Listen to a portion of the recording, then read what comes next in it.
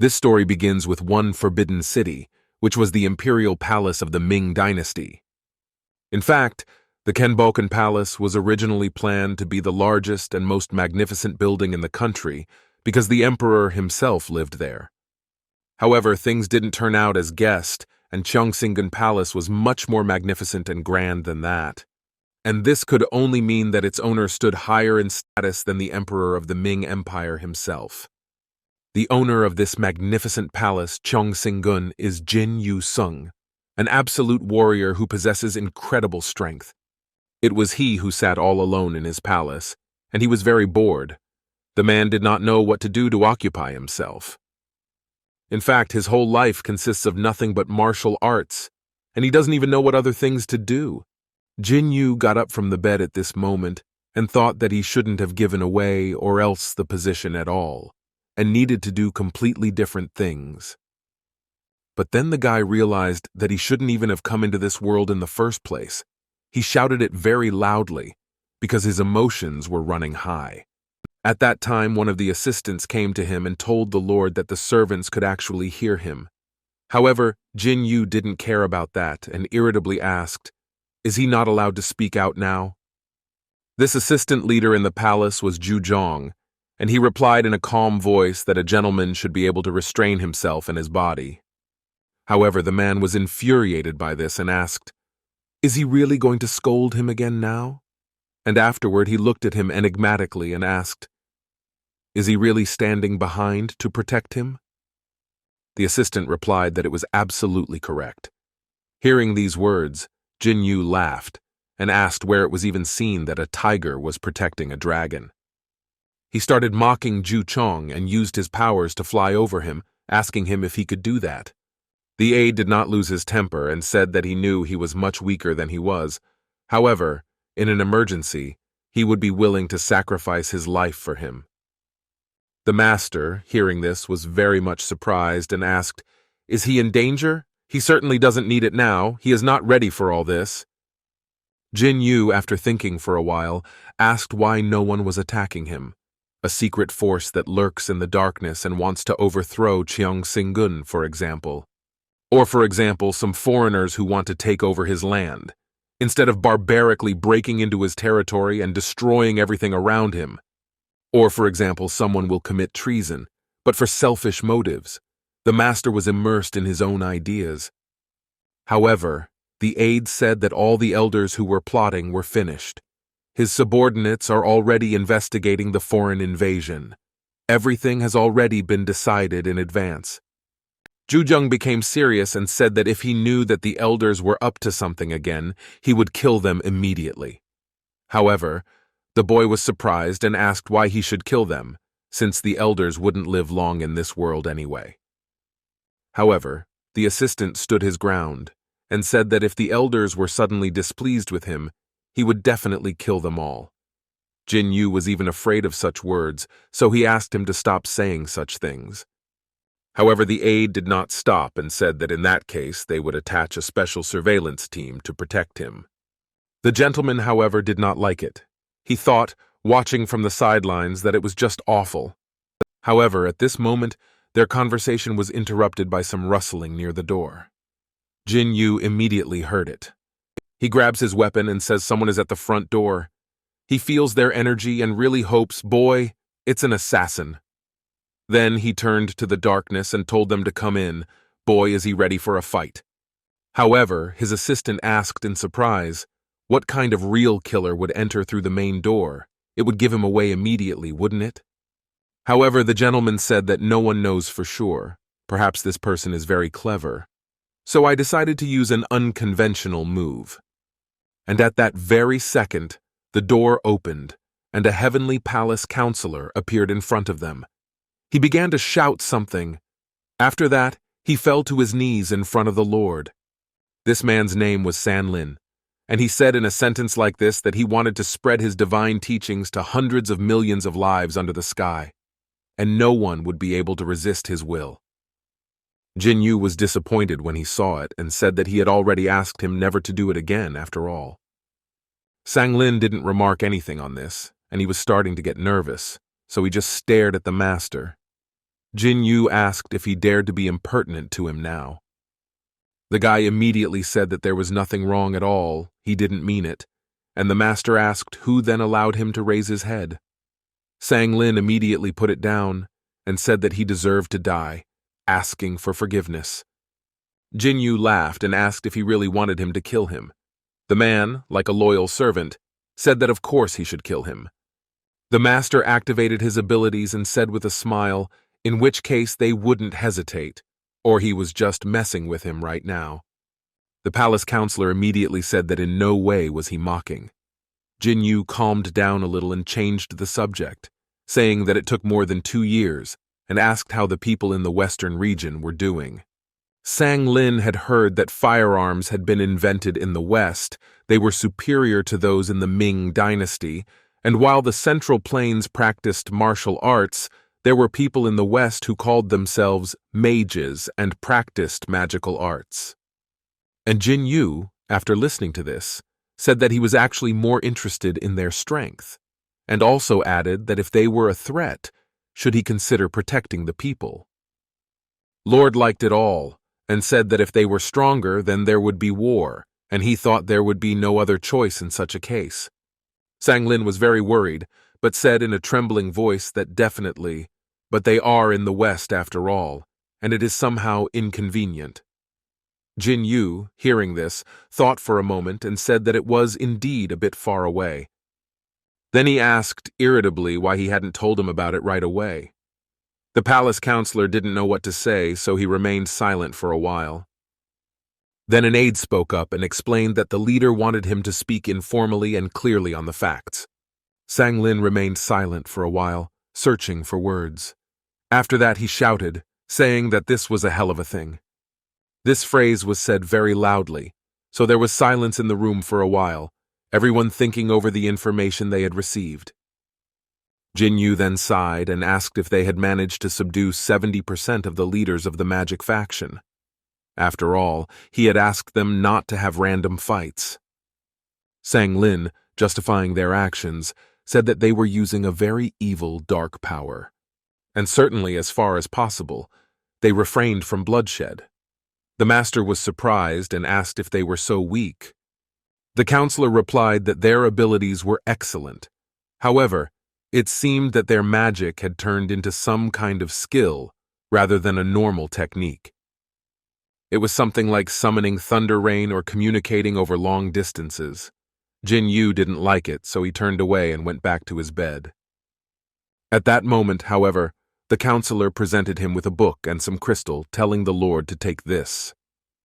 The man was immediately interested in what he saw and asked what it even was. Sang Lin said that the head of the Western Region mage faction gave it to him, and the mages said that their ultimate goal was alchemy. They also say that alchemy is a technique that combines lower-level materials to create higher-level materials. For example, they can make gold from stones. Jin Yu was surprised and asked, "Isn't that what the crooks on the streets usually do?" However, the counselor said that it was not at all, because it was real knowledge. He repeated the words that their ultimate goal was alchemy, and that could only mean that they would have a chance to enter the new world. That book he had given him also described the method of using alchemy. Jin Yu immediately began to scrutinize the book. He was curious about how one could enter the new world. Ju Chen, who had been standing by the side all this time, asked if maybe this was just an ordinary tale of some kind, and there were no secrets there. Sang Lin bowed and said that a delegation of mages had arrived with them, so one could easily ask them. After a while, a representative of the mages in the West, a kid named Mulder, was brought into their room. The gentleman immediately inquired if anything could be done at all with this book, for he did not yet understand anything. Mulder bowed and said that purely theoretically anything was possible, but in practice it was quite difficult to realize. Jin Yu, hearing him speak, was very surprised and wondered how he was able to learn his language so quickly. The representative of the mages explained that it was one of the new skills that allowed them foreigners to learn languages quickly. The master smiled and said that they were indeed ahead of them. Apparently they were already losing to them. Mulder began to scrutinize him and thought he had truly incredible magical powers. Many vivid colors and auras that emanated from Jin Yu unfolded in front of him. He still couldn't believe that such power was lurking within one person. However, at that moment, his musings were interrupted by the voice of a gentleman who asked why it would be difficult to implement after all. "What is the problem?" Mulder explained that there was no power to activate the gate.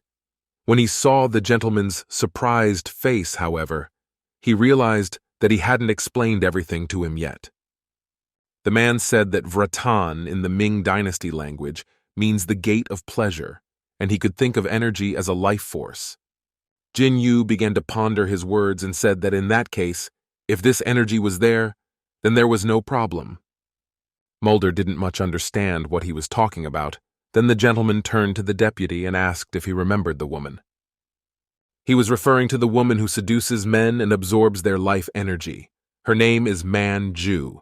Master, when he first thought of her, his heart immediately began to beat more frequently, and he asked the assistant if he might call her to dinner, and now go and dress up for such an occasion. However, at this moment, Ju Chong irritably asked him to focus on the case and not get distracted.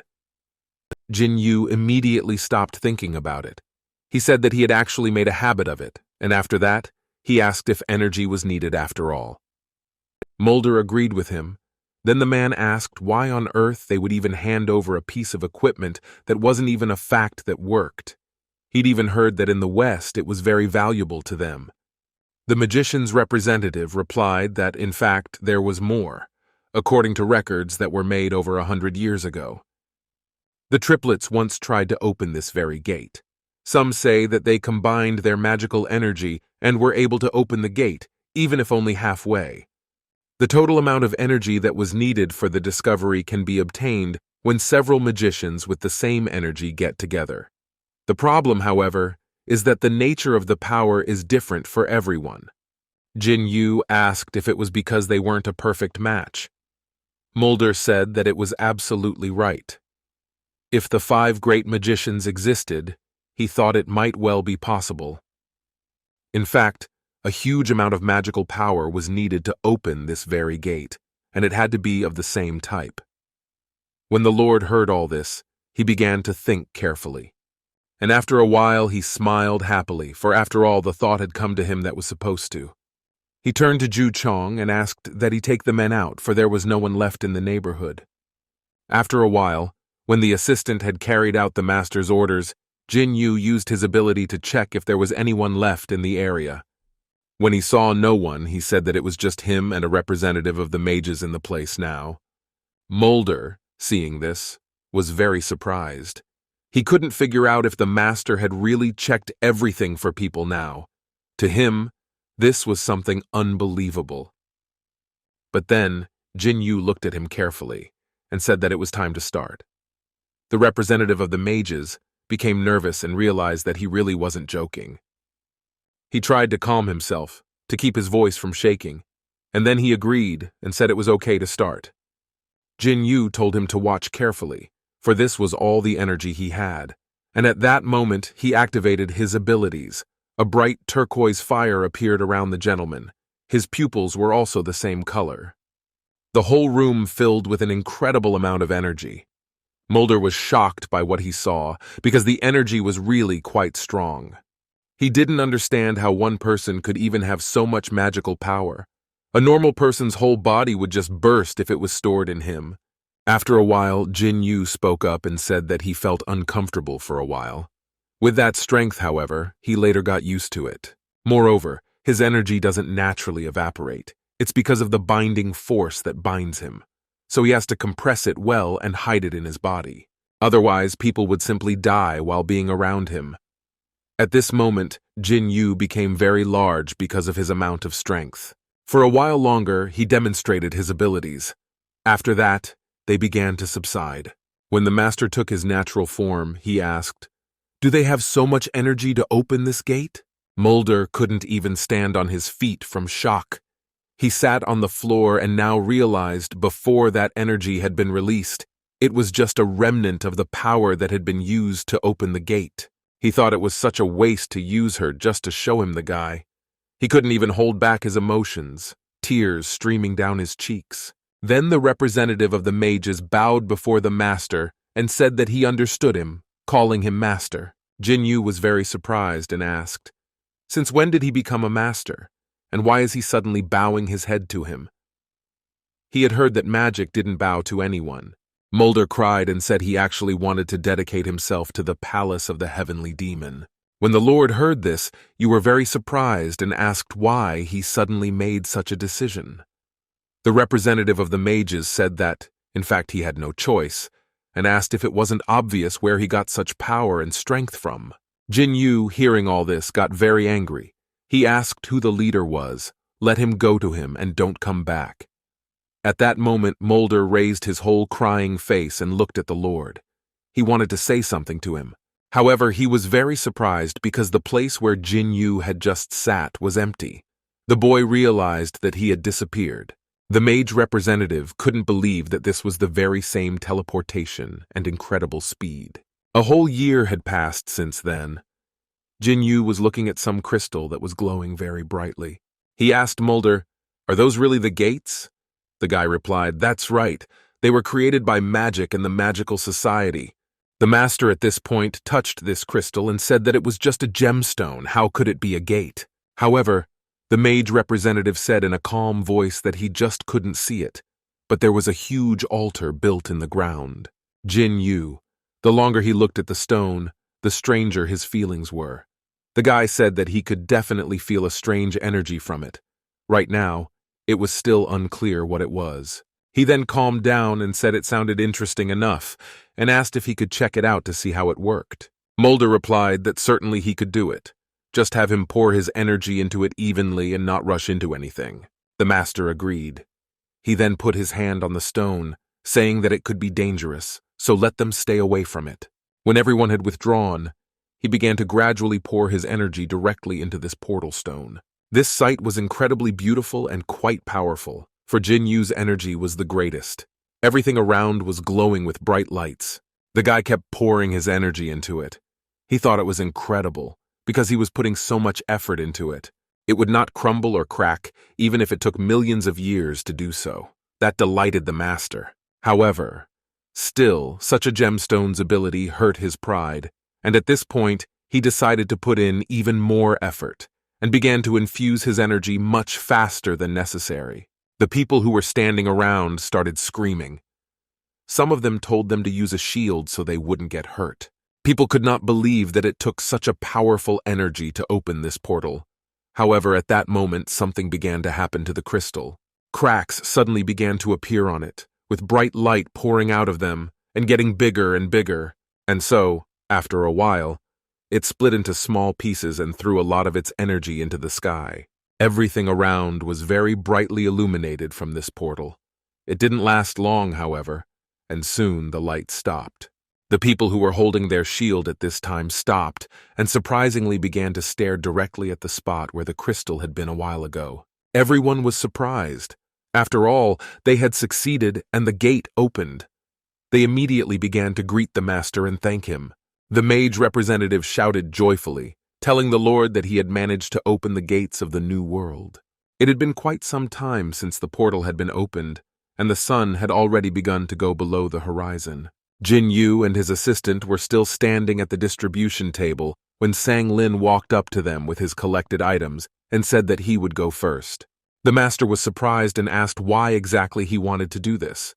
The counselor replied that he was sure, for sure, that there were other civilizations.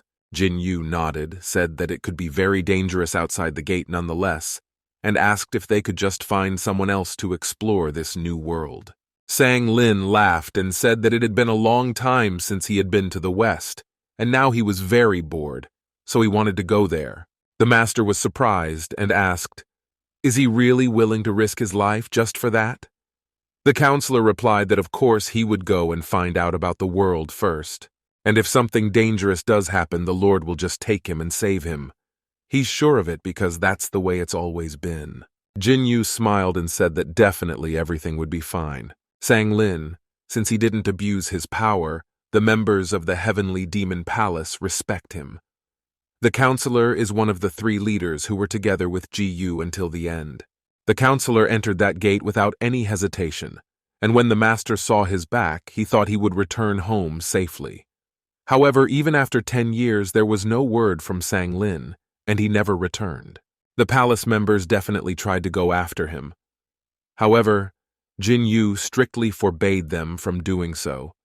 If it was really dangerous, then the people below would have nothing to do there. The guy thought it was all meaningless.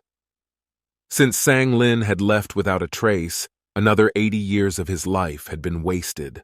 Jin Yu sat with a bottle of alcohol near an empty grave and turned to Sang Lin and asked him if he remembered the times when they were together and fought, laughed, and even cried. He said that he had no urgent business to attend to, for everyone had left him long ago. The man was desperate. He was drinking alcohol and said that now he was all alone, which made him very lonely. And what pleasure could he get from being alone anyway? When he had drunk the contents of the bottle, he tossed it aside and said that there was at least something good after all, namely, that the number of tombstones was no longer increasing. At this point, he walked over to the portal that was still open and thought he would need to create his own tombstone. It will not disappear, and perhaps there will only be some legends about it, such as the immortal warrior going into the sky and not returning. And on that very day, the heavenly demon palace lost its owner, who entered that very portal out of desperation. Jin Yu, when he entered the portal, he came out in Seoul Station, which is located in South Korea. All the people who passed by him were surprised. They did not understand what kind of person he was and why he was dressed so strangely, so they looked at him in surprise. Jin Yu looked around and was very surprised. In fact, he thought that the new world was quite interesting. But suddenly, a strange scent wafted to him. He didn't know what it was, so he immediately covered his nose with his sleeve so that he wouldn't hear the horrible smell. He looked around and wondered if there was any place in this world where he could rest. He decided to go to a place where there would be more people's energy. After a while, he came to the train station itself, which was quite crowded, some even sleeping on benches. These were the people who had been less fortunate in this life. Jin Yu looked around and thought that this guest house was indeed gorgeous and even so spacious. For him, this was the best place he could find. At that moment, the people who were sleeping in that place began to scrutinize the stranger. They did not understand who he was. Jin Yu stopped next to the food vending machines and thought that it had been quite some time since he had received so many wary looks before he became the leader of the heavenly palace. At that moment, however, his musings were interrupted by men who came over and sat down beside him. They were sloppily dressed and didn't even smell right anymore. The stranger started to say something to him, however. Jin Yu, of course, didn't know their language, so he didn't understand what it was he wanted from him. The boy didn't understand a word, so it made him a little wary. He began to think how he could get out of this situation. At that moment, however, he remembered the first time he had met a representative of the mages. The latter had said that they had a special opportunity to learn new languages. Jin Yu decided that he was going to try this language acquisition trick that Mulder had taught him. And that's when he activated this ability. The man looked at the stranger carefully, trying to learn his language. Various words immediately began to appear in Jin Yun's mind. After a while, he finally began to understand what they were going to say. So he turned to them, introduced himself, and said that he could continue. However, he didn't answer anything. He just looked at Jin Yun in surprise. Then the guy got angry and asked what was the matter, why he was ignoring him. Then the stranger spoke up and said that his dialect was much better and asked where he had come from. In fact, the man was puzzled. Jin Yu scratched his ear and said that he came from Korea. The stranger said that it was probably the name of a state, but then decided not to dwell on the topic too much and asked him what was up. The guy replied that it wasn't really a big deal. He just needed a place to sleep. The stranger walked up to him and laughed, saying that he and he were very much alike after all. He introduced himself, saying his name was Ken J. Kwan, but asked to be called just Hen Kwan. Jin Yu said that he came to this place through the gate to check what this new world was like. However, it had been a long time since someone like him had come to this place. About 100 years had already passed by now. He also said that this guy was skilled in martial arts. The stranger at this point wondered what else he was saying. What new world? What martial arts? He thought that this stranger was more like a homeless young guy who had gone completely crazy. After a while, they approached the other men, who were sitting off to the side drinking something from their bottles. Hyun Kwan approached them and asked, turning to Mr. Kim, if there were any more seats. Everyone immediately looked at the newcomers, and Mr. Kim replied that there were definitely seats. However, he did not understand why they were needed. The boy said that this strange kid had no place to sleep. However, Mr. Kwan was surprised and asked him what of it. Hyun Kwan gestured at the stranger and said in a whisper that he was a little crazy. Kwan then wondered if they should just take him to the police station and be done with it. Jin Yu began to scrutinize these guys and wondered if he should use magic on them. However, if he could read their minds, he would quickly find common ground. At that moment, Mr. Kwan gestured to the empty seat beside him and said that indeed they should help each other. He turned to Jin Yu and told him to sit next to him. The guy bowed, thanking them, and Hyun Kwan was very surprised at this moment. After all, he spoke a different language. He also said that he thought they were fellow countrymen, but apparently he had been deceived all this time. The guy looked at him carefully and said that from what he said he was swarming here and there, and if he made a fuss about it, they'd kick him right out of their territory. Hyun Kwan turned around and started to walk away, saying that he's so unlucky. He doesn't even know what to do about it.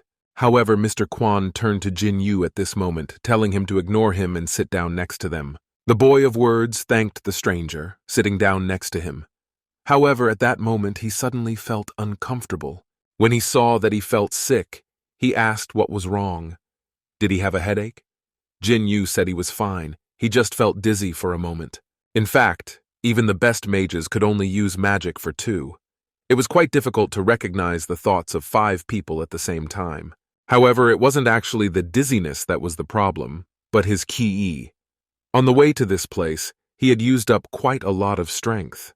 At this moment, Jin Yu remembered that he had met some stranger at the gate who said that he would see if they could close the door. He didn't know who it was, but it was a rather unpleasant being. At that moment, a guy turned to him and said his name was In Chang Kim and asked him what his name was. Jin Yu was about to say his name, but he realized that his real name couldn't be said to strangers, so he decided to come up with something more complicated. He said his name was Wang Jiyu. The guy said it sounded a lot like a Chinese name and also asked how old he was. Jin Yu replied that he hadn't really counted since he turned 100. In Chan was very surprised and asked if he was serious about saying that now. The man said that it certainly sounded silly, but it was actually true. At this point, the stranger thought he was a nice guy, but he felt sorry for him. He gave him a glass and asked him if he was drinking. At that moment, he began to pour the contents of the bottle. Jin Yu, after drinking the glass, replied that it had actually been a long time since he had had a drink. However, as soon as his lips touched the liquid, a very strange feeling came over him. He was immediately twisted and spit out what he had drunk a second ago. In fact, it was the first time he had ever drunk something so incredible. The people sitting around him didn't understand what was happening to him. Jin Yu, holding the glass tightly in his hand, asked, "Is there any drink better than this?" In Chan was very surprised and asked what he was saying. After all, it's the cheapest option of all. It's exactly what poor people like them drink. Jin Yu, after pondering his words, asked, "Does this mean that if one has money, one can kill alcohol even better?" Then he immediately inquired, "How can one make that money?" The man who sat next to him asked, "Does he really think they themselves know how? After all, if they knew the secret, they wouldn't be sitting here." But even then, another suddenly spoke up.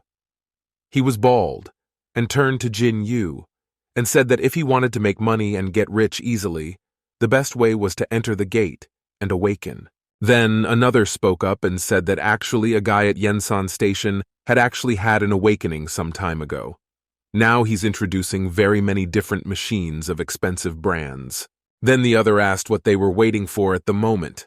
"The special branch is mopping up the gate and we need to hurry." The stranger who was sitting next to Ji Yu said that they were just idiots. and asked when guys like them would get the chance. What if the government ends up just taking all the resources? GU was surprised and asked, "Are there really these gates in this world as well?" The homeless woman replied that there were actually quite a few. The boy immediately asked, "Who opened them then?" However, the man replied that he did not know, and no one knew that in principle. GU thought at this moment that if he was only able to open one gate, then who was able to open several gates at once? This was very suspicious. In-chan turned to him and asked him what he was doing, since he doesn't know what's going on in the world at all. At least he remembers where he used to live before he came to this place. At this moment, he started pouring him the next glass of alcohol. Jinyu said that he actually had quite a long story to tell. However, the guy added that they had nowhere to rush, so he could tell everything. Jinyu drank the contents of the glass and said that in that case, he would tell them everything. Then the boy began to tell his story, and he said he was the Prince of Kori. Actually, Kori is a state on the Korean peninsula. Because he was the youngest, he was quite far from following the throne, and because he had great respect for his brother, he lived his life without any dissatisfaction. However, at some point, the soldiers revolted and seized the royal throne, killing many people along the way. Jinyu said that he was the only one from the royal family who was able to cross the Ming dynasty border with the help of his servants.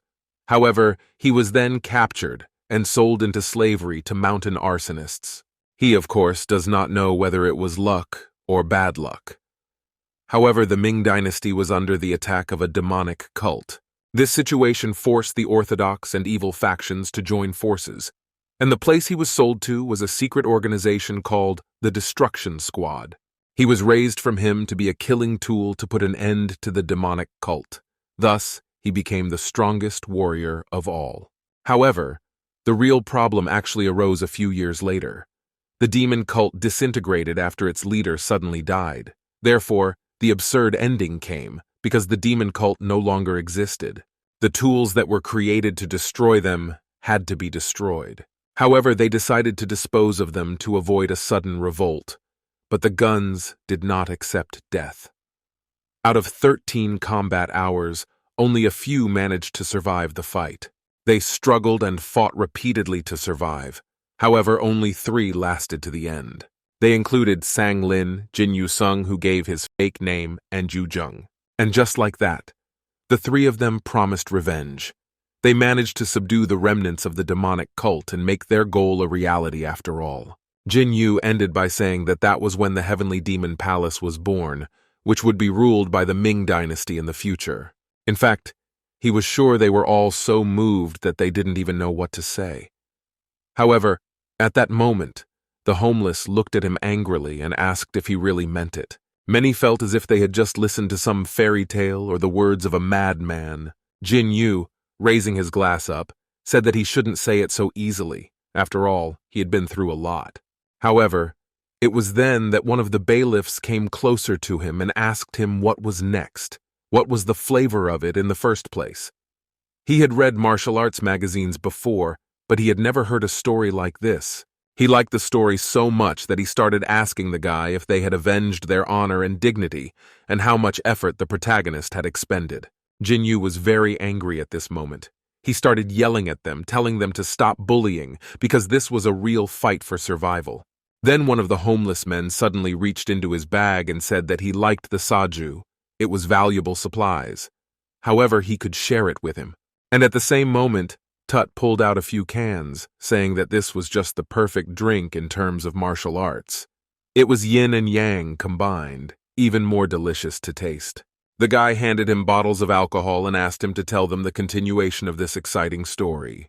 Jin Yu thought about his proposal. However, he still didn't accept their gift. At this moment, the homeless people started mixing drinks in the same glass. Yes, the boy got a whiff of that wonderful aroma. He was glowing with joy that he would have such an opportunity to try this drink. Then he suddenly shouted out that it was quite a rare drink, and it also had a large amount of various energies in it. That drink was really glowing. Then the homeless man shouted, calling himself an idiot, and asked if he had done everything right.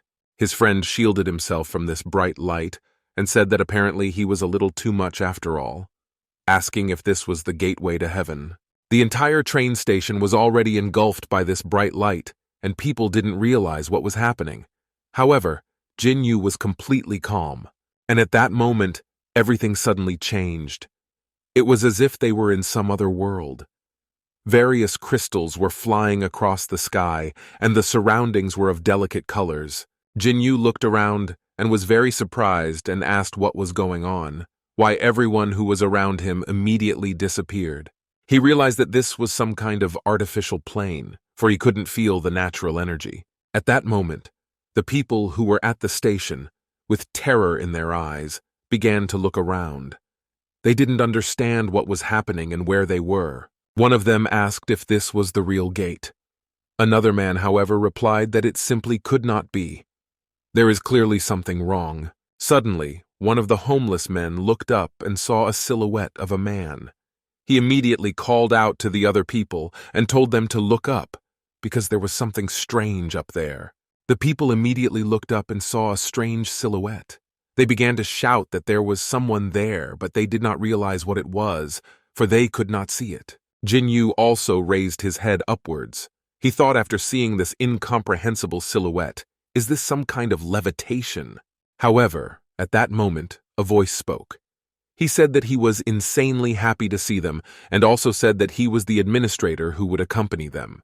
He looked at all these people and said that they had actually been chosen as gate participants, adding to accept their sincere congratulations. At this very time, in the Control and Regulation Office of the Seoul branch, people were doing their work as usual and making sure everything was in order. Suddenly, the commander came in and told them to report all the numbers. People started to develop different areas of the cities and said that there were no anomalies. This man was a supervisor named Han Ji-hoo. People kept saying that there were no anomalies. However, at that moment, one of the workers saw something strange. He immediately called the commander because he suddenly had a window pop up on his screen about something that was very dangerous. There was a rather unusual figure that deviated from the norm, and when the employee told this to the commander, he was very surprised. Hanji became worried and started yelling, saying that this could only mean that the gate was about to appear. He started yelling at the workers, asking what they had been doing all this time, why they weren't watching the indicators. The man immediately started looking at the screen, saying that he was actually fine there until the program recorded an error. The commander told them to quickly turn on the cameras at the station in Seoul and asked who among the awakened were nearby. The workers immediately began to search for various information. Then they put it on the screen and reported that the awakened level Sun Jiangsu was living near that place. The commander ordered them to contact him now, for he was to be part of this mission.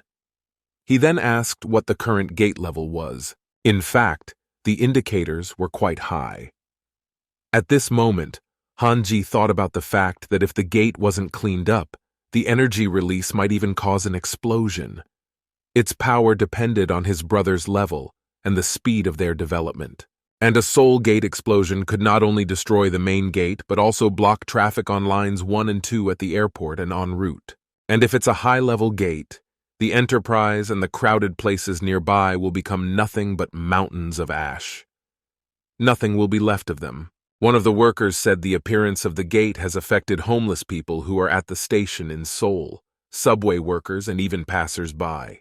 The other looked at his screen and replied that there were 4 minutes left until the awakened Song Chansu arrived. However, at that moment, everyone suddenly stopped, and another worker turned to the leader, saying that the gate had opened. And at this point, all the people who were in the train station were still in that obscure place, and the unknown man said he was the mission coordinator. In fact, the number of participants at that time was 214. People started to get worried. They were screaming to be let out because they refused to take part in all this. The mission coordinator said they had to band together to hold the place for 7 days. Then he started scanning the system, and after the scan was complete, they started having a lot of different notifications. All of the attendees present began to be scanned, and once this action was complete, there were many possibilities. At this point, one of the homeless said that since the formation of the special organization, there had not yet been a case of ordinary people being pulled into the gate. And at that moment, He saw various status windows begin to appear. He walked closer to them to study them. On the main window itself, his name, Kim In-chan, popped up, and the fact that he was currently at the first level. After that was a list of his skills, health, resistance, everything was at a very low level. Then another window popped up, saying that no base items were found, no acquired skills either, and no defense runes either. Kim Ying, scrutinizing it, thought that the stats were only slightly higher than the stats of an average person. Jin Yu, who also had special windows popping up for him to examine his skills, was shocked, for they were different from others. The man immediately turned to the purple-haired man, saying that he actually had one question for him. All the people were shocked that he would dare to address the mission coordinators like that. Jin Yu already wanted to ask something about the gate, but the homeless people immediately ran to him, covering his mouth and telling him to be quiet. One of the guys explained that if he pissed him off, they wouldn't live. He asked irritably if he seriously didn't know even such basic things. Jin Yu wasn't going to listen to them. He turned to the man who kept flying in the air, calling him a loon, and asked if he hadn't gotten far. Let him come down now. They wouldn't have an equal conversation. The mission coordinator, of course, wasn't going to listen. He told the men that they had 10 minutes, so they should choose the item they wanted from the inventory. And before he left, he said that in 30 minutes the attack would begin, so they should pray that God would give them a chance, at least in this world, to survive. When the unknown man disappeared, people immediately exhaled in relief. However, at this moment, one of the men turned to Jin Yu, saying that if he wanted to die, let him do it himself. They were pulling everyone with them. Suddenly, their arguments were interrupted by notifications. Pop-ups started appearing in front of them. People immediately realized that it was an inventory, and they had to do what the mission coordinator said. Jin Yu immediately turned to his window, and a notification from the system popped up. It told him to select the weapon he would use in the battle, and if he can't do it within 10 minutes, he just doesn't get anything. Jin Yu didn't even bother to sort out and read these notifications. He immediately waved his hand without realizing what it was. The people around him had already picked out their weapons. At this point, a notification popped up to the guy that he had given up his choice of weapon. At this point, the guys came up to him. One of them asked him why he was interacting with the supervisor like that. If he didn't follow the rules, he would just die. Jin Yu looked at him in surprise, and then replied that he didn't really want anything like that. It was just something he needed to ask him. Then the man said that he was really crazy.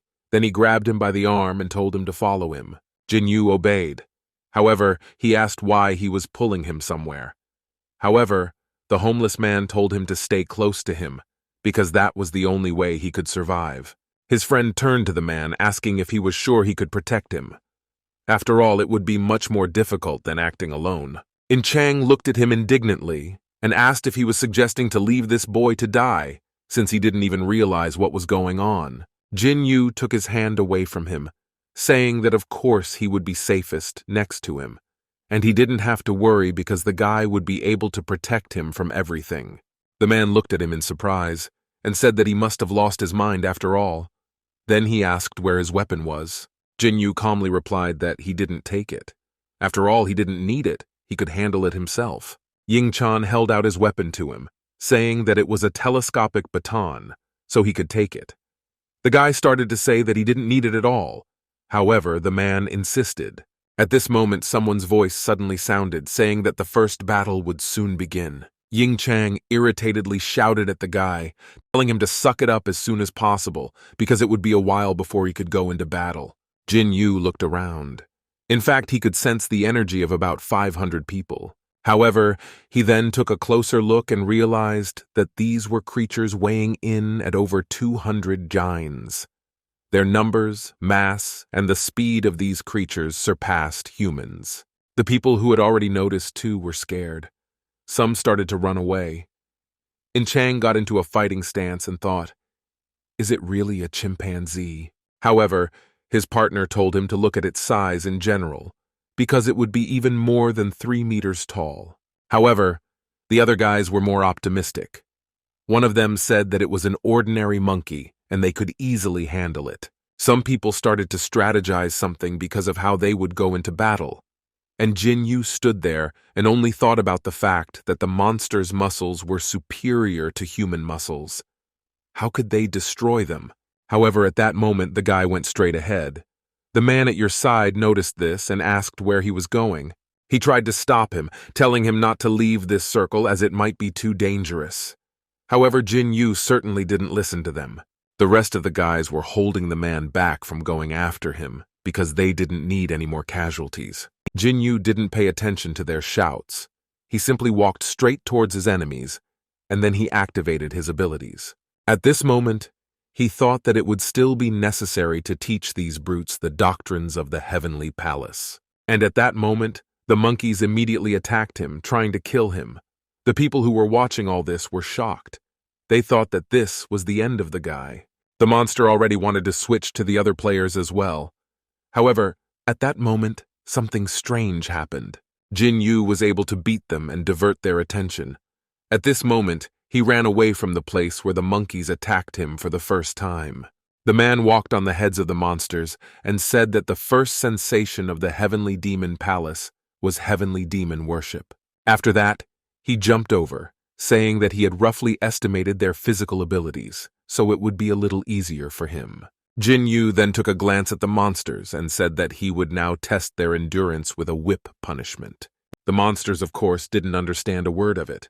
However, they were terrified, because the guy ran straight at them, using his superpowers. And at that moment, he cut one of the gorillas in half. All the others stood a little farther away and watched. Jin Yu immediately started receiving notifications from the system that he was leveling up, as well as the first-time awakened leveler's defense system had been activated. The system also said that from the next level up, stopping time to protect the awakened would not function. Jin Yu, of course, did not read these notifications. Suddenly he looked around, not understanding why all the monsters suddenly stopped and didn't move. At that moment, a new notification came in. It told him to allocate 10 points to his stats.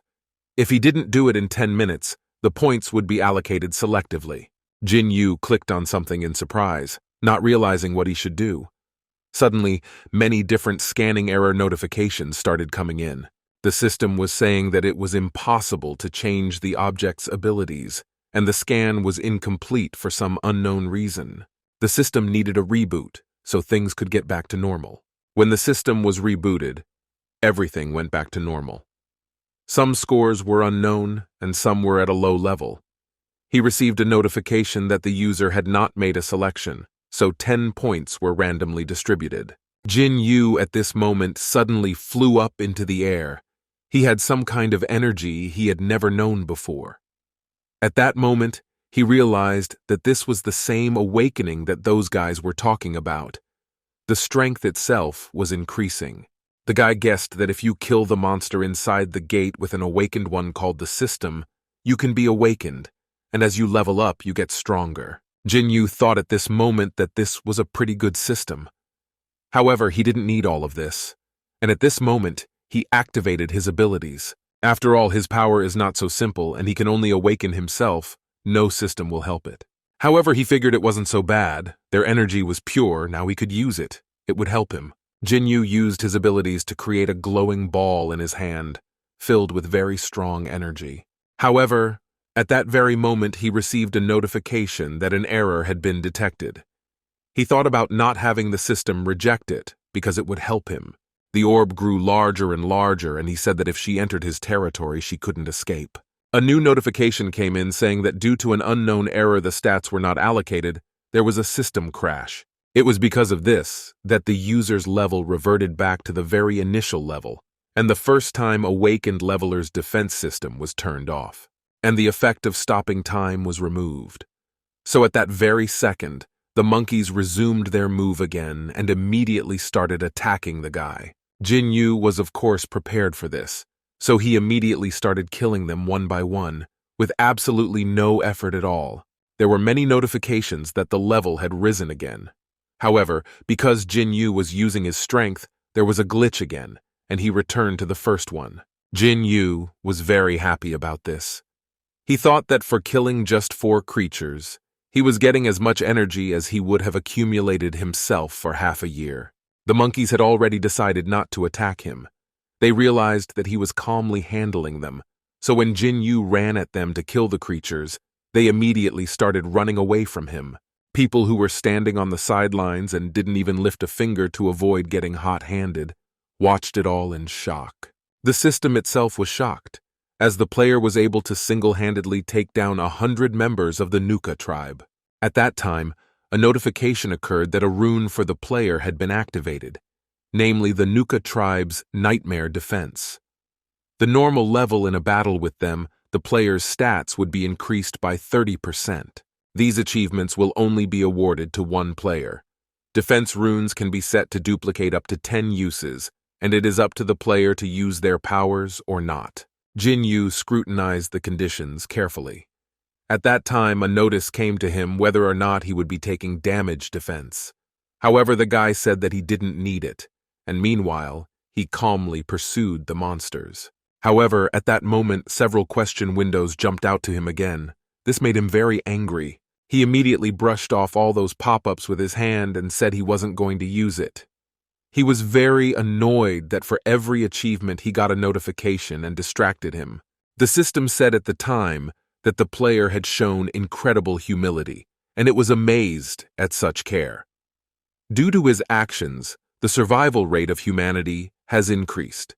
And because of the player's modesty, the rune of the first achievement will be given to the player automatically. Jin Yu then became even more angry.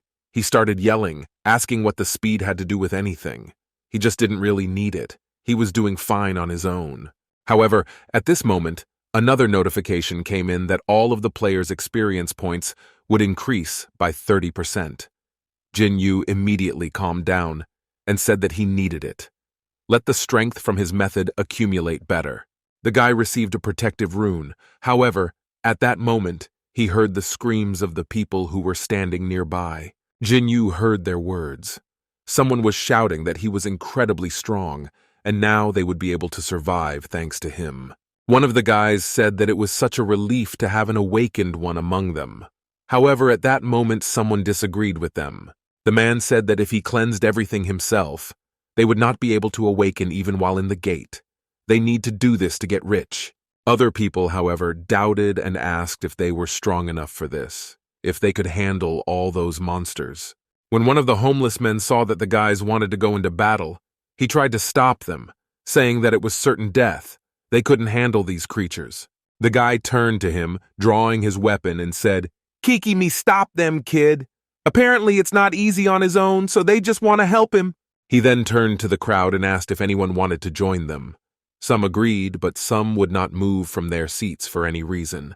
When Jin Yu was approached by Ying Chang, who also wanted to awaken, the guy turned to him and said that he had said he would save him after all, so there was no need to even worry here. Ying Chan didn't say anything. He just asked him how old he was. The guy replied that he had already told him that he stopped counting after 100, so he didn't even know. The guy asked if he was the Prince of Korea. Jin Yu replied calmly that of course he was. Ying Chan was actually surprised that with such a mental state, he possessed such incredible strength. He thought that maybe his mind had just been shaken upon awakening. Jin Yu suddenly said that all this running around made him hungry. Then he said that food and other survival items were in his inventory.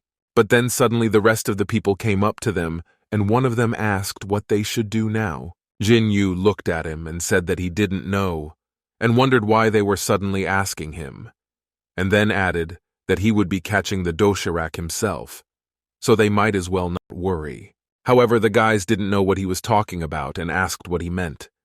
Jin Yu calmly said that he meant monsters, and at that moment someone suddenly raised his hand from the crowd. It was a guy. He was an employee of the second station in Seoul. He said that that was why he was roughly familiar with the order of operations at the gate. He said that almost all of the people present were civilians, and asked if it would be better if the mission was led by an awakened person. Jin Yu was surprised to hear this, and said that he was not an awakened person at all. The employee was surprised and asked if he wasn't from the organization. The guy said he was not awakened, and asked if he had heard anything about martial arts. Ying Chan said in a muffled voice to eventually pay attention, because their corpse was a little sick in the head. Jin Yu, hearing these words, immediately turned around to him and asked him what he was saying, what was wrong with his head. Does he still not believe him? The guy asked, "What would you?" he said, "because it's not like that," and also asked how he even got to them from his country. Jin Yu said, shouting out that he actually created the gate. In Chan said in a mocking voice that it all made sense to him now and asked if he did it himself. That's very cool and deserves respect. Jin Yu got angry and said that he would at least pretend to believe, but then he couldn't stand it and pointed his finger at some guy who was standing nearby, and he said that he would be the one in charge now. The boy got nervous and asked why he was suddenly in charge. Jin Yu wasn't going to explain anything to him. He said that the guy had heard everything. He had no choice since he was the only awakened one in this place. Everyone present immediately turned around to look at this guy. They were surprised, for they did not know about it. The guy stood there in shock for a while, and then got angry and asked how he even realized it. His eyes suddenly took on a different color. Jin Yu was completely calm. He said that he actually just felt the energy flowing in his body, even though he could see everything in his eyes. The guy calmed down a bit and then said that since that was the case, who was he more outstanding than he thought? However, he gave his name, namely Kang Se-ren, and said that he was indeed an awakened one. However, as a Chinese, he is a member of the organization, and according to convention, he has no right to operate within the gates of another country. Jin Yu walked over to him and grabbed his shoulder with a firm grip, telling him to do as he was told. He activated a superpower there so that his shoulder began to heat up, and laughing, said that if he refused, he would die. He also asked, "Is this convention more expensive than his own life?" Jin Yu said angrily that he was in charge now and let him do something about all these people already. At this moment, he thought that even though it was said that there were many strong beings in the world, but how many of them could handle an entire Nuka tribe with the same ease? Jin Yu thought that judging from his strength, he was a high-level ranker who should be in the top 200. However, he didn't understand why no one would know about him. Is he really a tough ranker here who changed his appearance? He looked him straight in the eyes and asked why he was silent.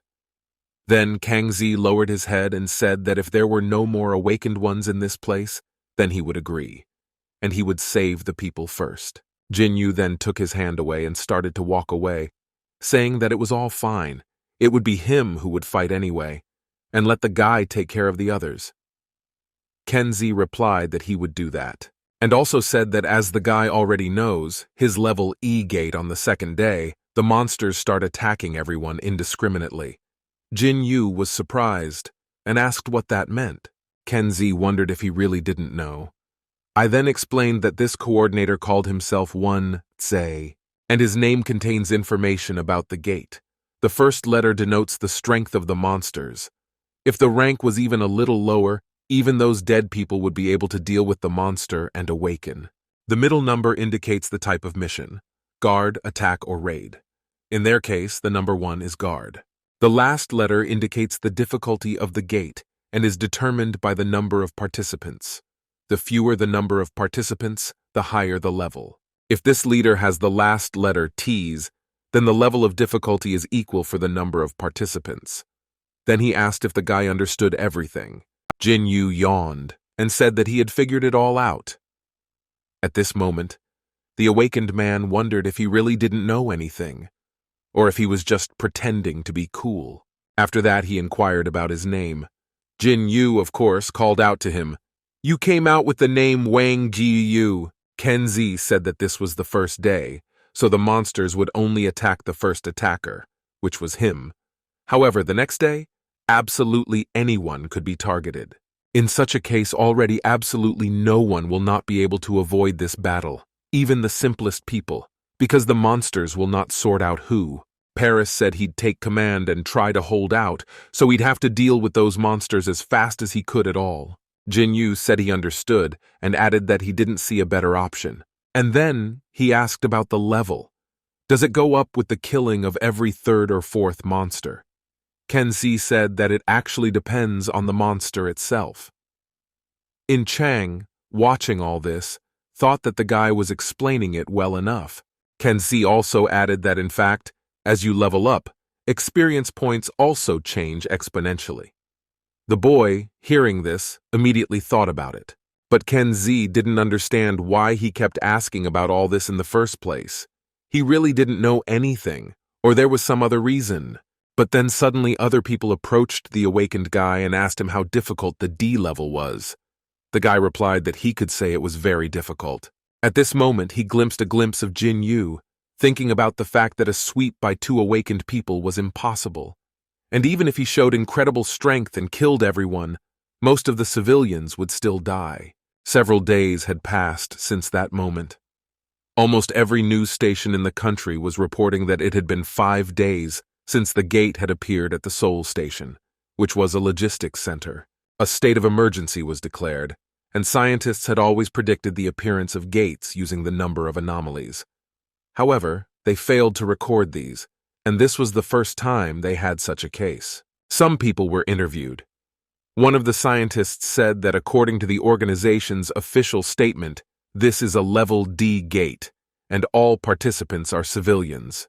The man sitting next to him, who was doing this very interview, asked what about their numbers. The scientist replied that they don't know how many homeless people there were, so it's hard to give an exact figure. However, presumably, it was between 200 and 230 people. The people who were watching all this were shocked. They could not believe that there was not a single awakened person among all of them, and this is what the scientists really thought.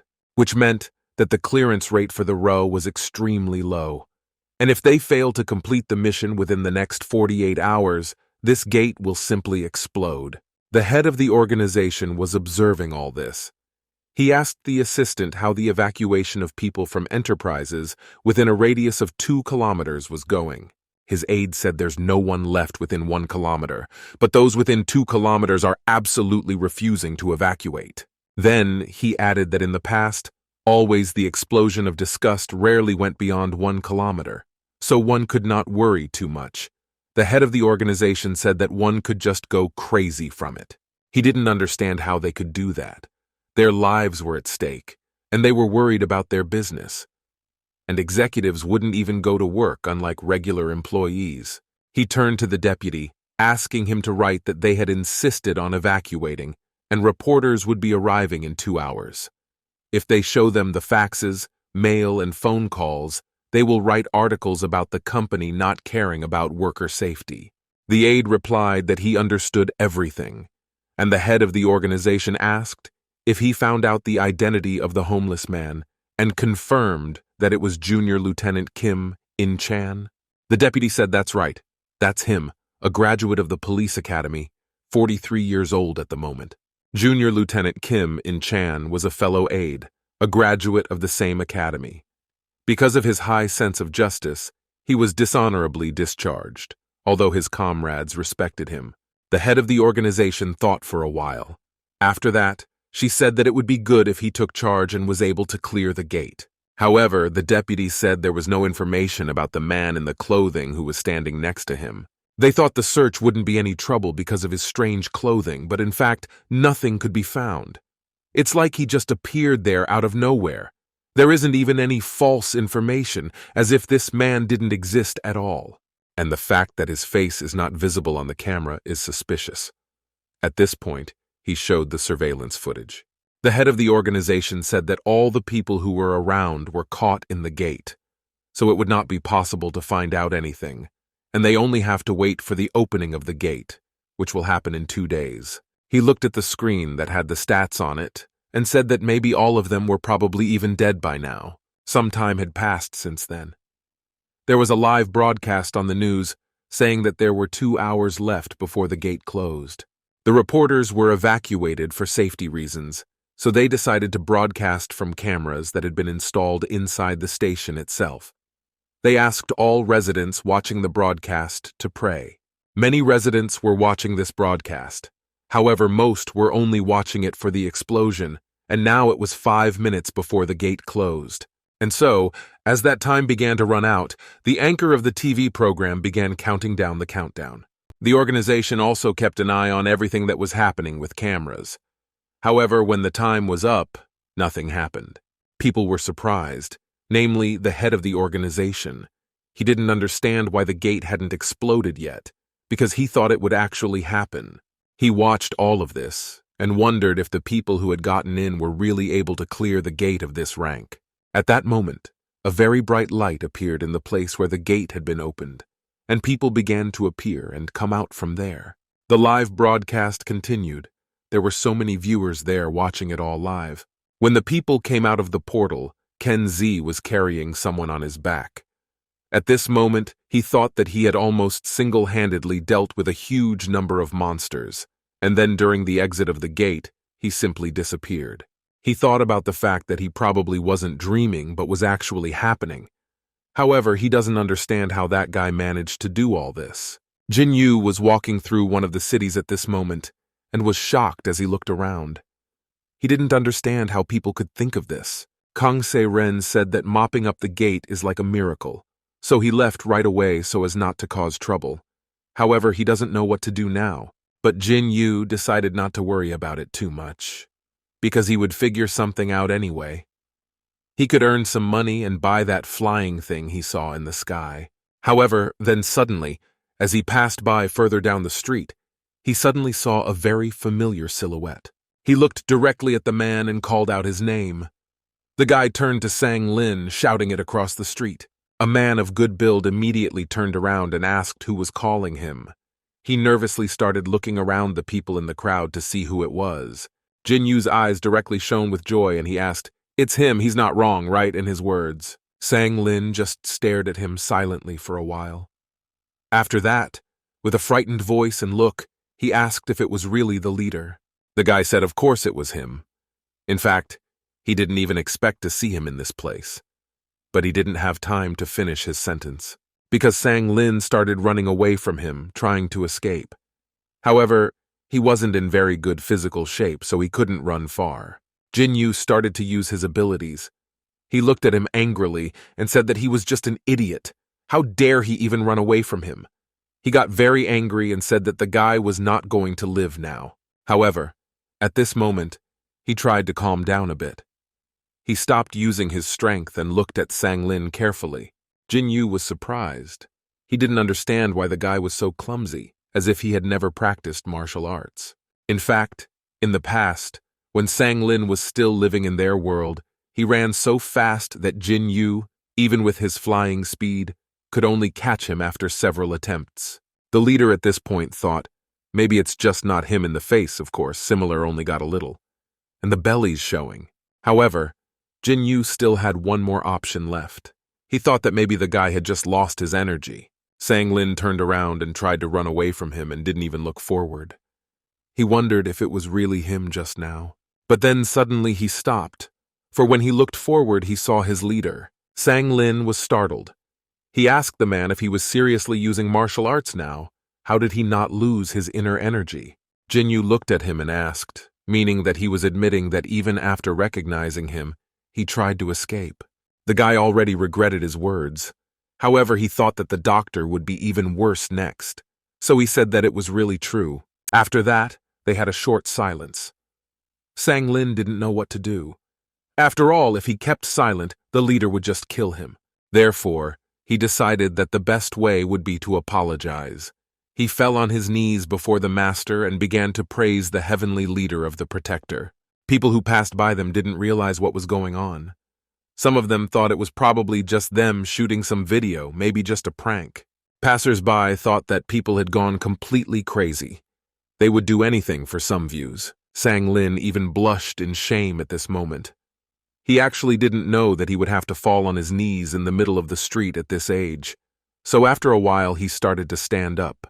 However, he failed, and he fell to the floor again. Sang Lin was under the influence of the leader's strength. In fact, his strength was so great that the guy couldn't even move, and in order to stand up, he would need energy that would accumulate over 60 years for sure. Sang Lin forcefully suggested that he go somewhere else and talk privately there, so that so many people wouldn't be looking at them. Jin Yu agreed to the proposal after all, and after a while they came to a cafe where they sat down at a small table opposite each other. Sang Lin had been in this world for 22 years, and since he had no one to practice his language with, he had safely left his head. He had no one to practice the language with, but he had forgotten the faces of many people, except for the leader, who he could not forget. On their last meeting before the guy went into the portal, he was a little over 30, and now when a guy looks at him, you can't even give him 20 years old. He looks so young. Jin Yu immediately turned to the guy and told him that the greeting would not be put off, and if he didn't tell a good reason why he ran away, he would just kill him. Sang Lin even began to tremble with fear. He asked how the master could even calmly say such scary things. But really, he needed to think his words over well, lest it really come true. He stammered and replied that, in fact, he'd just thought he'd imagined it. Jin Yu asked what exactly he meant. The guy said that, in fact, after he arrived at this place, he still saw his face for a long time. However, as he ran away screaming, the Lord dissolved like smoke. Sang Lin then thought that it was just an illusion. According to experts, the lack of being able to go home made the guy stressed out, but then he thought that the word didn't fit much and said it was just an angry affliction. Sang Lin at this moment took out his tear-inducing eye drops and said that his appearance reminded him of his homeland. The doctor said that if he avoided it, he could be cured. That was why he decided that it would be good to run away. Jin Yu reacted calmly to this information. Then the guy thought that he must be doing well after all. Sang Lin said that it had actually been a long time since his last illusion. However, he had not been going through the best of times recently. At this point, he cried and said that he was scared that his ailment would reappear, so he decided to run away. The guy started to apologize to the Lord. Jin Yu thought at this moment that he had actually learned the language quite quickly with his technique, but Sang Lin was definitely having a hard time. Being alone had taken its toll on him, and the loss of energy was taking its toll. Jin Yu looked at the guy and realized that his core was now devastated, and he didn't know how to move forward. However, at that moment, their conversation was interrupted by the voice of a waiter who asked if they could hurry up with their order. Sang Lin immediately took the menu and said that of course they would order everything now. His sadness was gone. Then the guy showed the menu to the gentleman and asked what he would have. Jin Yu started to scrutinize the menu and asked what kind of place it was anyway. Sang Lin said that this place serves coffee and asked, "Is this really the first time he's heard of a cafe?" Jin Yu said that of course. After all, he had only been in this world for 2 days, if not less. The guy, hearing this, was very surprised and asked how he then managed to master the language in such a short time, because it is quite complex. The gentleman said how could he not understand, because they were taught techniques for recognizing language. The waiter at this moment started walking towards them because he wanted to take the order quickly. Sang Lin continued talking and said that it meant that the leader had come from the heavenly palace the previous day. Jin Yu said a little earlier. And after that, he pointed at the waiter and suggested to order drinks first because that guy is already looking at them. Sang Lin agreed to do so. Afterward, he asked the gentleman if he needed to explain. However, the man said he didn't need to. He would figure it out on his own. Jin Yu began to scrutinize the menu. He thought that since all the drinks were in order, it meant that the first one should be the most delicious. First on the menu was espresso, and when their drinks were brought to them, Sang Lin, smiling, asked if he had ever tried this coffee before. Jin Yu began to scrutinize his drink and wondered if he thought he had time for this. However, the cup is nice enough. The guy then glowered and told him to definitely try it. He was actually curious to see his reaction because this kind of coffee is quite bitter. Jin Yu then took his cup and started tasting it, saying that now and let's see what it tastes like. However, when the gentleman took one sip, there was no particular reaction. Sang Lin, seeing this, was very surprised. He thought that the man would shout nervously and spit out the drink, but at this moment, Sang Lin heard his voice in his head. It was a telepathy ability. Jin Yu told him not to say anything and just listen. The master said it was poison. Someone put it in the drink and he felt it. Jin Yu looked at his interlocutor carefully and said that since he had only recently arrived in this place and had not made any enemies yet, Sang Lin was their target. The boy was very surprised and the gentleman continued. He said that judging by the lack of signs of added poison, it was the work of professionals. Jin Yu pointed his finger at his drink and told him to present it to his lips. However, under no circumstances did he drink it. Sang Lin didn't answer anything to this. She just sat there and looked at the gentleman. Then the man got nervous and asked if he had already been poisoned. If that was really the case, then let him blink at him twice. The boy laughed upon hearing this. He already wanted to say something to the leader. However, he looked at him angrily and told him not to open his mouth. Sang Lin didn't listen to him and said that it wasn't really poison. After all, this drink always has that flavor. Jin Yu wasn't surprised yet. He said that it couldn't be. In fact, for a moment, his heart beat faster. Sang Lin calmly said that it was actually the effect of the caffeine, such and such, and it was quite normal. But at that moment, the gentleman poured a few drops of coffee on the table and said it was definitely poison, for it dissolved the table. Sang Lin, of course, didn't believe it, but said that it was definitely him, and also wondered why he didn't use telepathy in that case. What if the assassin was watching them right now? Jin Yu looked at the guy carefully and said that he thought the guy had already scattered a long time ago. Sang Lin agreed with him, and he actually did it to avoid draining him more. The guy at this moment thought that the Lord had assumed it was poison, used internal energy, and thus messed up the table. But that didn't surprise him much. After all, there would be many more such situations in the future, so there was no point in paying much attention to it. Suddenly he thought of the fact that Jin Yu had just arrived and was going to stay for a long time. So he asked the gentleman if he had a place to stay. The gentleman said of course he had. Then the lad inquired, and where the place was. Jin Yu pointed his finger at Sang Lin. The guy was startled and asked if he meant him. Sang Lin immediately got up from his seat, knocking over his coffee, and said that it couldn't be done. He'd better find a home for him. Jin Yu waved his hand and asked if it was okay to leave his subordinate alone, and also laughed after saying this. Sang Lin kneeled down at this moment and began to beg the Lord not to do this. After all, you can't go to him. The man was surprised and asked why he couldn't. Let him think carefully, because there would be no turning back once he had made his decision. He put his arm around Sang Lin and laughed, asking what would happen if he chased him and then came to the house. After all, he wouldn't be able to stop him. Jin Yu tapped him on the shoulder with strong punches and told him to better see him off by himself. Sang Lin realized at this moment that he had no choice after all. He was suddenly scared, because he doesn't know what his wife and daughter would think if he brought a strange guy from the street home. Jin Yu hugged him and said that it was wonderful that they had met again. The guy, holding back his emotions, said that he was very happy to meet him too. At this time, the girl sat at her desk and looked out the window, thinking about her own things. She was not very cheerful, but then suddenly she heard the voices of the guys who were nearby.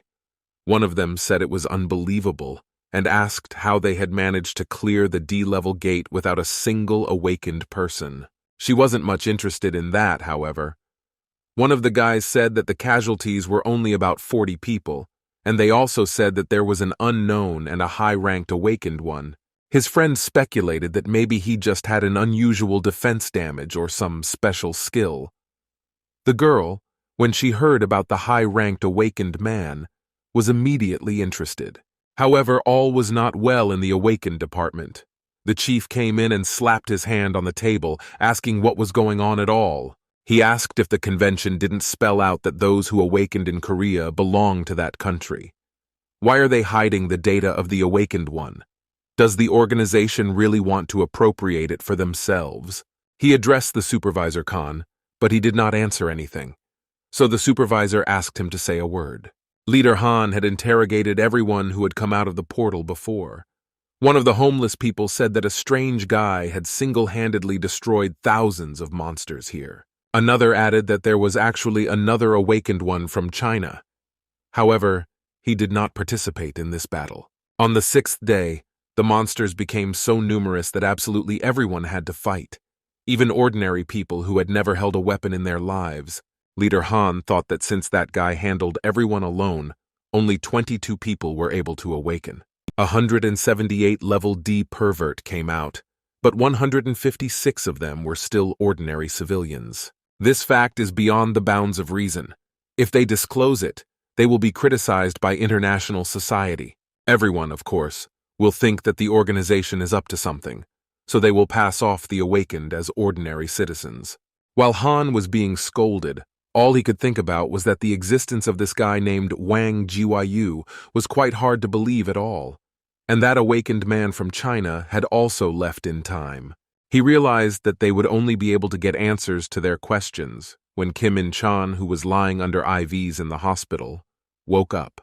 Jin Yu and his partner were still sitting in the cafe.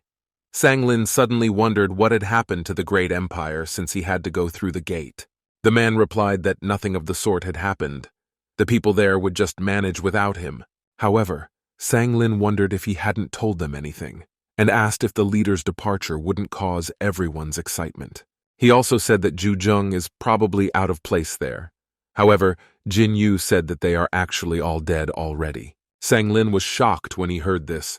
He asked how on earth it had happened. Did the war really start and they died there? However, he then said that no one would go against the empire. Maybe it's some kind of civil war, or maybe it's a worldwide epidemic. Jin Yu calmly replied that there was actually nothing like that. It was just that they all died a natural death. However, the boy kept up with him and asked why, in that case, it had happened. The master told Sang Lin that after he left, a whole 90 years had passed, his relatives dying one after another. Their children and grandchildren stayed with him. However, it was no longer the same. His descendants considered him a god. Sang Lin, upon hearing this information, realized that of his companions, he was the only one left, and that was it. He was silent for a while, and then he said that only 22 years had passed in this world. Jin Yu was surprised and said that it was quite a lot. However, the guy laughed and said that it was almost nothing compared to them. However, Sang Lin asked why after these 90 years he had not aged at all, but had only even gotten younger. At that moment, he reached up to stroke his cheek. Jin Yu immediately took his hand away and said that after his second reincarnation and 2-time rebirths, he no longer aged. Sang Lin raised a finger up and said that in any case, those who had been able to go back in time could be counted on their fingers, and he had done it twice, although it was not something one would expect from a leader. Jin Yu really liked being praised, so he smiled and said that of course he was. They were silent for a while. After that, the boy asked how he had managed not to lose energy when he came to this world. Jin Yu, using his abilities and making a magic ball, said that it was long enough to explain. However, it didn't do without it, and he was now restoring it. But then the master inquired and said that he must have lost his completely. Sang Lin said that was right. The remaining part had dissipated into his body, and that was all that was left. He is now an ordinary person. But then, suddenly he had a thought, and the boy wondered if the leader had any chance at all of recovering his energy. Jin Yu, after briefly thinking, said that why not? In principle, it was possible. However, the energy in this month is polluted, so cultivation will most likely not be of any benefit. Jin Yu thought about it, and said that was why he didn't do it. But then he decided that maybe there was a clear space somewhere in this place. He told Sang Lin that if he gathered the energy and he himself blocked the barrier, there should be no problem. The boy jumped up from his seat when he heard this and asked in surprise if he could really do it. Jin Yu looked at him carefully and asked him if he really wanted him to do this. Sang Lin, with tears in his eyes, even started to beg him, because he really wanted to do it. Then the gentleman smiled evilly and asked if he could stay with him in that case. Sang Lin immediately bowed to him and said of course, but he thought that he would still come even if he refused him. At that time, the guy walked closer to the leader and asked if he had met that strange man at the gates of the heavenly palace. He said it was actually more like a dream, so he didn't remember all the details, only that it took away his energy. Jin Yu thought about it and said that he had met him too, and he had taken away more than half of his strength. Sang Lin, hearing this, got angry and said that it meant that that stranger had taken away his strength too.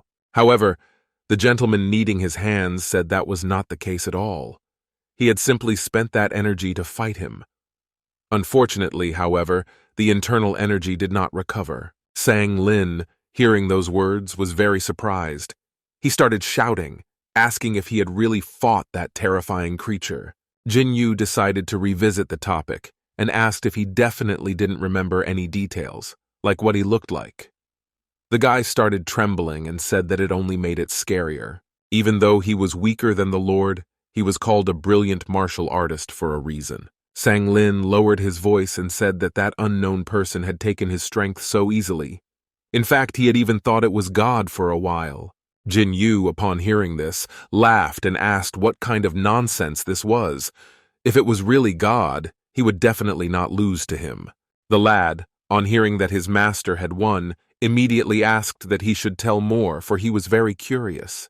Jin Yu became more serious and said that that person wanted to take away his energy, so he fought with full strength. He thinks this brutal battle without sleep or food lasted about a month, and he's sure he won. And when their battle was over, that unknown man told him that if he killed him, he would be trapped outside of this place. The man asked if he had decided to die with him.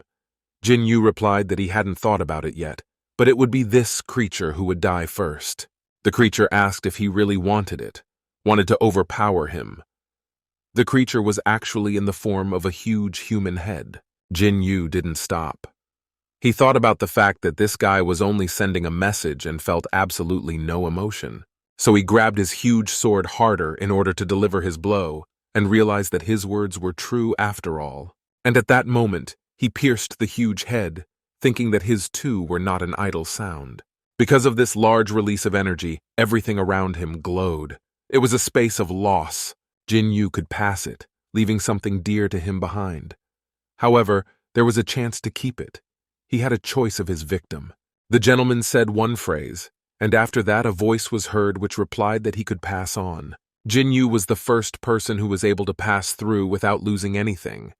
The voice warned him that he would be watching to see if the guy could close this door. The leader said that that's how it all happened. There was something else, but he doesn't remember the details. But then suddenly, after a while of silence, he remembered and said that his sword Inmel was left in that very space. It's actually a holy sword that symbolizes the cult of the heavenly demon. The sword itself has nothing to do with it. However, Jin Yu, the Sen who led this squad, needed an item to absorb the remnants of the demonic cult. And the sword Inmel was the most suitable for the job. The master sighed and said that it was certainly a great pity. After all, he was the only one of his kind. There was no one else like him to be found. Sang Lin, hearing these words, was very surprised.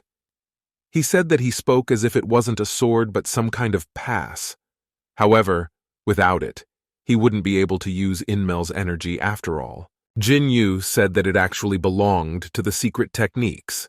However, there would be no problem with the 12-second technique of the first and second half. Sang Lin then asked if he had gotten it right. The master had lost 90% of his sword and 10% of something else.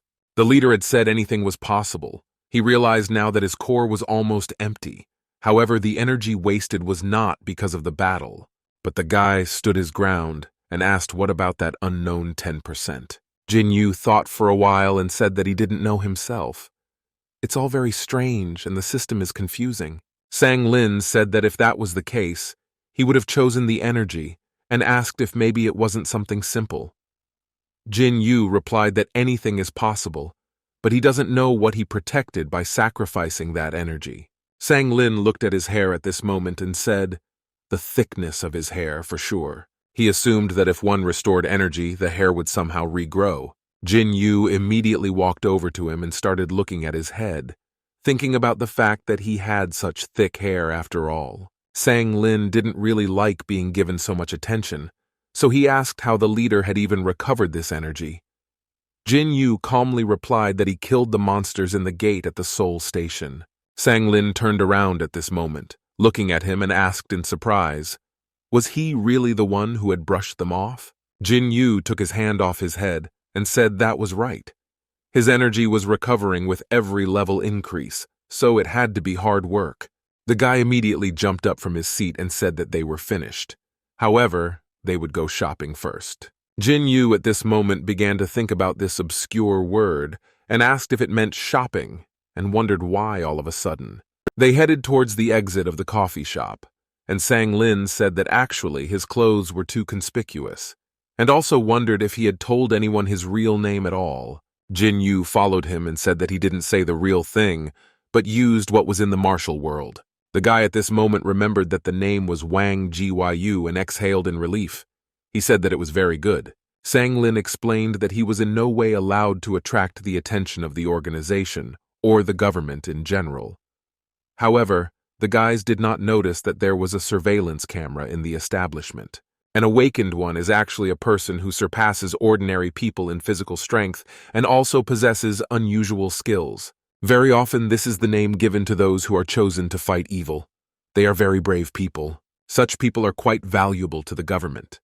That is why the government and companies provide them with many privileges and a comfortable life. And the only thing the awakened ones have to do is to follow the rules of the government as well as the organization. Jin Yu-seong is generally a good person. However, that doesn't mean he's compliant. While the guys were walking to the clothing store, Jiding Yu asked Sang Lin in surprise if he really wanted him to join the organization. However, he didn't understand why he would. After all, it's not necessary. In fact, if the awakened one could not be negotiated with, the organization already intervenes and uses its force. So what might happen if Jin Yu-seong, who never follows the rules and the organization that rules over everyone, meet? Of course, the organization would go up in flames. If the use of force doesn't work, they will decide to pressure one of the relatives. But who will be under pressure in this case? Sang Lin, while explaining all this to the gentleman, pointed his finger at himself and said that of course he would be the one under pressure in this situation. While Jin Yu picked out his clothes and went to measure them, the guy thought that he needed to protect the obligatory leader and his family. At this moment, the gentleman came out of the fitting room, saying that he was already dressed. Sang Lin looked at him and said, "That's better." Jin Yu looked completely different now. He began to consider his image and said that the clothes in this place were made of an interesting material that he had never seen before. At that moment, he saw the bags that Sang Lin was holding and asked if it was for him too. However, the guy replied that the bag contained some things that his daughter had asked for. Jin Yu immediately became more serious. He looked him straight in the eyes and asked him what her name was. Sang Lin said her name was Sang So-yoon. Then the Lord replied that she must be very pretty, since she looked like her father. He introduced Sang Lin as a woman, thinking that this was what his daughter looked like. However, the guy laughed and said that not only is she cute, but she's also very pretty. Many even said that she should become an idol or compete for the title of Miss Korea. And while paying for his purchases at the checkout counter, he suddenly turned around and asked why the gentleman was so nice all of a sudden. Because it wasn't his style. Jin Yu replied that he was just a city of them. The guy lost his powers and stayed in a world where he couldn't understand anyone. However, he was able to create a family and even live a decent life. Sang Lin felt very pleased by these words. He looked at the leader and was about to say something when he suddenly interrupted and asked if he had a job. The guy said that of course he was the president of a construction company. That cost him quite a lot of labor. Jin Yu was surprised when he heard this, and afterward he said that it meant that he had money. Sang Lin took out his bank card and said that he personally had enough for everything, and asked if he wanted anything. Jin Yu hesitated for a moment. After that, he asked if it could be that computer he straightened up. He also said that it was filmed by the Mercut, whether they could afford to buy such a thing. In fact, over a period of time in that cafe where the guys were sitting, the managers and waiter were shocked. The waiter told the manager that apparently there was smoke coming out of the computer.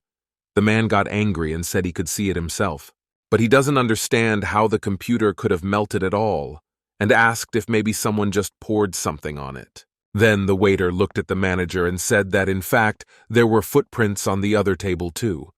The man got angry and said that in fact it was all because of Seoul Station. By then, Sang Lin and the leader had already left the store. The guy said that if they were going to take pictures, it would be better to use a smartphone. However, he still agreed to buy it and asked if he needed anything else. Jin Yu smiled and looked at the guy and asked if the beer soju was expensive or not. He just really wanted to try it. Sang Lin, upon hearing this, laughed and said that of course he would buy him as much as he wanted. However, the gentleman said there is one more thing. The guy keeps laughing without even listening to him, said he would buy everything. Jin Yu was surprised and asked if he would really do it. After all, it looks expensive. However, The guy kept laughing and said that of course he would buy everything since he is Sang Lin. Then the leader pointed to a helicopter that was flying past them and said he wanted this. Sang Lin, upon hearing this, couldn't even believe his eyes. He asked if he was really talking about it now. Jin Yu said that's right. He wants a helicopter for himself. His partner didn't say anything to that. He just looked at him, and after that went on, asking if he was talking about the toy. If so, they are on the 3rd floor. Now they will go up and buy everything. However, Jin Yu stopped him and said not at all. He means the one that you can ride with the people inside. Sang Lin then turned to the gentleman and said that, in fact, the price of the real helicopter was a bit more than what he had. However, Jin Yu activated his abilities at this moment, touching the guy's shoulder, and asked if he really wanted to take back his words. What about his promise? Sang Lin began to cry out in pain and wondered why the Lord was using his strength at times like this. His shoulder was about to break, wasn't it? Then he couldn't take all the pain anymore, so he agreed and said he would buy it later. Jing Yue took his hand away and smiled and told him to remember because he had promised. The boy said that of course he wouldn't forget about it, and he thought to himself that the leader was somehow going crazy in general. However, Sang Lin said that they would come home first. The man was very surprised and asked why so quickly, since he didn't know anything about his life yet. The guy says he'll tell him everything on the way. However, he wants them to make a deal first. After all, for him to bring a stranger to his house, he needed a reason.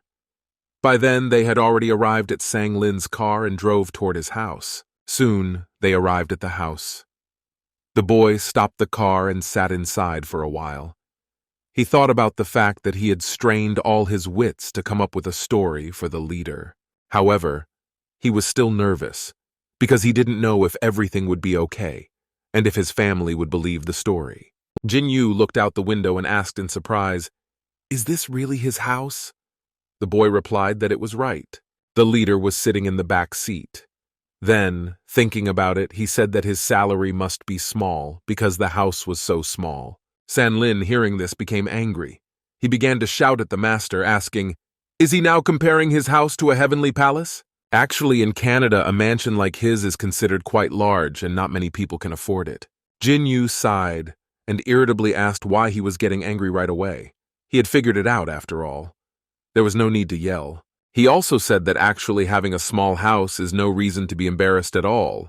You just have to put more effort into moving into a bigger one. Sang Lin couldn't listen to any more of this. Everything inside him was burning with anger. However, he didn't show it on the outside. Therefore, he simply turned to the master with a stone face and said that he had to go inside already. Then he muttered once more that Jin Yu was his nephew, and he was not allowed to point out anything to him or his wife. The master told Sang Lin that when they were in the extermination group, they were taught about spying and etiquette, and asked irritably, "Does he really think it will be so easy to be exposed?" The guy at this moment thought that surely the leader was good at this. After all, he was famous not only in martial arts but also in other things, so he was respected. But now he was calm after all, so he suggested that we should already go inside. Sang Lin actually addressed him in a very respectful and Yu manner. Jin Yu then told him not to address him like that. They were nephews after all. The guy smiled and thought that he now recognized his leader. After that, he addressed him as Yu Xiong and told them to get going. At this moment, they got out of the car and headed towards Sang Lin's house. They walked in silence. The gentleman was a little in the middle and surveyed the area. He thought about the fact that even though the yard was small, it looked quite cozy and nice. At that moment, a young girl came out to them. Seeing Sang Lin, she asked, "Has he already returned?" It was, of course, Sang Lin's wife. Her name was Yu Hie Yun. The girl looked at Jin Yu and asked, "Are they really having guests?" Sang Lin was a little worried about all of this. He looked at the guy behind him and said that yes, that was his nephew. Turning to Yu Sung, he asked him to say hello. Jin Yu just looked at them for a while, and after that he bowed and said that he was the nephew of his mother's brother. He greeted the girl and said his name. Sang Lin then immediately turned to his wife and said that she was probably a little surprised, and if she was interested in how it came to be, he could explain it. Then, for a while, he explained to his wife how it had happened. And after that, he said that that was why he was going to live with them, and also asked if it could be done. Yoo Hye-yoon, after listening to him, was silent for a while. She just stood there and looked at her husband. It was unclear from her reaction what she was thinking. The guy at this moment thought that this whole thing was a failure and his plan wouldn't work. Jin-yu will kill him then. However, at this point, the wife did say that if this was really the case, she was fine with him living with them. Sang-lin was very surprised and asked why she was suddenly so agreeable. It was definitely his request, but still he didn't understand. His wife took his hands and asked him how it was. Why? Could she kick out his only blood relative? And in that moment, that stress that had been accumulated, and all those times Sang-lin had because of the leader, immediately evaporated, and he felt calmer at heart. The wife took the purchases from her husband and saw their guest off. The girl said that she would give the things to her daughter, because she had to explain that she now had an uncle. Sang-lin was left standing alone. He thought about the fact that even though the alibi he made up was really plausible, she still believed him. The man thought that he had met a very good person after all. He was very grateful to his wife, and thought of trying to get his strength back quickly so he could be the best husband for her, with the thick hair she liked so much. As they walked towards the house, Yoo Hye-yoon looked at her husband and thought that she was not stupid to believe such a thing. And he's so naive, but he's still very nice. When they entered the house, his wife immediately inquired how old his nephew was. Jin-yu was about to say over 100, however Sang-lin interrupted him and said that he was 18 years old. He was the same age as their daughter. Yoo Hye-yoon made a surprised expression on her face and then said that it was cute enough and it meant that he went to the same school as their daughter. From the hallway they entered the spacious and bright living room. Then the girl turned to her guest and introduced herself. However, he could just call her auntie. Jin-yu kneeled down at this moment and bowed, saying that he understood and called her aunt. Yoo Hye-yoon laughed nervously and told the guy that he actually didn't have to bow all the time. To change the uncomfortable topic of conversation, she said her daughter would be here soon, so they could get acquainted. Sang-lin was very worried, but said that it was really true. Then she started to go upstairs to lay out her purchases. And so when the guys were left alone, Sang-lin started yelling at the leader, asking why he was talking so formally. Does he really want to be exposed? Jin-yu was very surprised and asked, what's wrong? After all, she is his aunt according to their legend. The boy was very surprised and asked if that was how they addressed relatives in Chungwon. The gentleman replied that that was how they did it. But Sang-lin told him not to use such archaic words anyway, but to speak directly as he did now, informally. Yoo Hye-yoon was surprised as she walked up the stairs, for her husband had told her when they met that he had lost his entire family after a terrible accident. But then she does not understand where this unknown nephew came from and why so unexpectedly. Although he is the president of a construction firm, Sang-lin was an ordinary laborer at the beginning of their relationship. A lot of things about him confused her then. She had a feeling as if he wasn't from this world at all. Sang-lin was even unfamiliar with Korean culture, and when the girl gave him a cup of coffee, he reacted very strangely as if he had never seen it before. One day, 3 low-ranking awakened ones who were at odds with the organization suddenly invaded a construction site and captured workers. And then, in front of Yoo Hye-yoon's eyes, Sang-lin had defeated 3 awakened ones at once with just 1 wooden stick.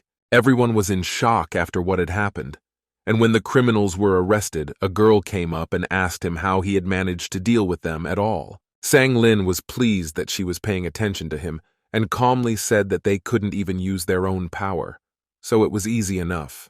Yoo Hye-yoon then began to follow him closely, as a result of which she was able to find out that her husband came from the north. At first, she was very concerned about it. However, he later severed all ties with the northerners and began to live only for his family.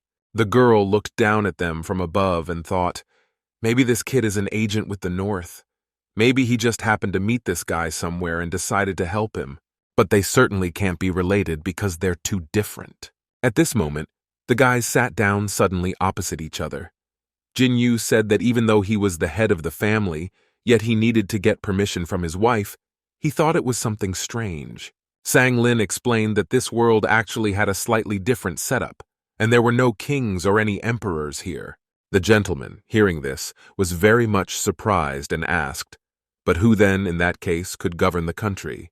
The guy explained that every few years people vote to elect a new so-called king. Jin Yu thought for a while, and after that, he said, "Then it all turns out that it was done for the sake of people's lives." Sang Lin tried to contain his anger again and said that it was basically like this. It was actually very difficult for him to explain it all, so the guy decided to leave it at that. San Lin said after a while that a system in which the opinions of others are respected is called democracy, and in this world it is common even in families. Jin Yu replied that he understood everything, and then repeated the word democracy and asked him to memorize the word. Yu Hye-yun, who was still watching them from above, was very surprised to hear this, for she realized that he was definitely from the north, since he didn't know what democracy was. However, the guys continued their conversation. Sang Lin turned to the master and said that there was actually something else he should warn him about. Jin Yu immediately asked what it could be, but Sang Lin angrily looked at his leader and told him not to even dare to think about his daughter. Since she went to wife, her looks are quite attractive.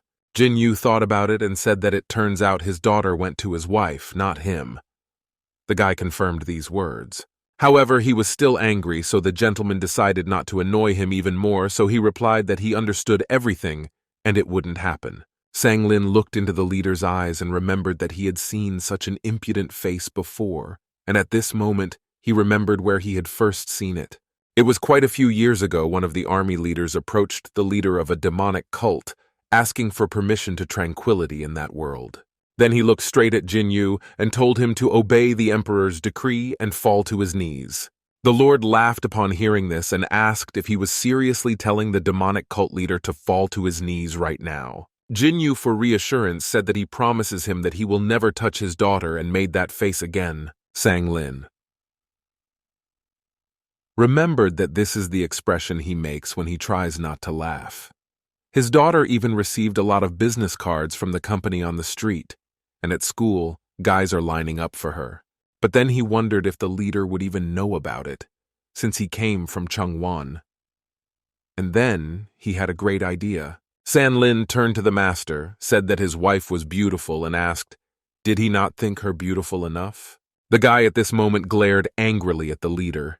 Jin Yu was already starting to get worried.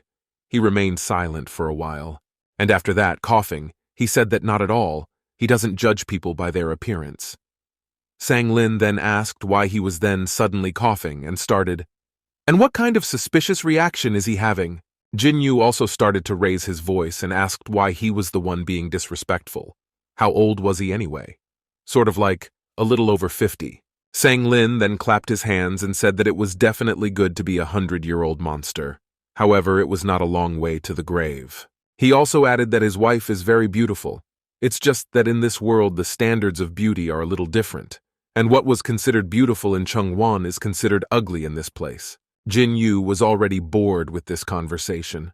He turned away from the guy and said that he understood everything, but Sang Lin still continued to insist on his point and asked for the master to say, "In that case, that she is beautiful?" The leader was silent at this point. Then he pictured the interrogation room where he and Sang Lin were sitting. Jin Yu was in prison uniform and said that, in fact, his wife was very scary and apologized for those words. Sang Lin slammed his fist on the table at this moment and told him to leave his house at this instant. "Picture it all in your head, sir." Then turned to the lad and told him to think hard, for it was a very good thing. If his wife isn't pretty to him, that means he's definitely not going to be interested in her, and consequently not interested in his daughter. Sang Lin thought about his words for a while. Then he said that he was right at this point. It was already dark outside. At this very time in Qingdao Liutkin Airport, a man was sitting in a special room and he was formally dressed. Then a guy suddenly came in to see him. He apologized for keeping him waiting and called him Mr. Wall Sung. Wall Sung looked at the guy and told him to take a seat. He said his name was Kang Se-ren, and also said that he was an A-ranked saboteur and his mom was Korean. A man asked if it was true that he had gotten on the list of participants at the gate at Seoul Station. Kang Se-ren said that was indeed the case.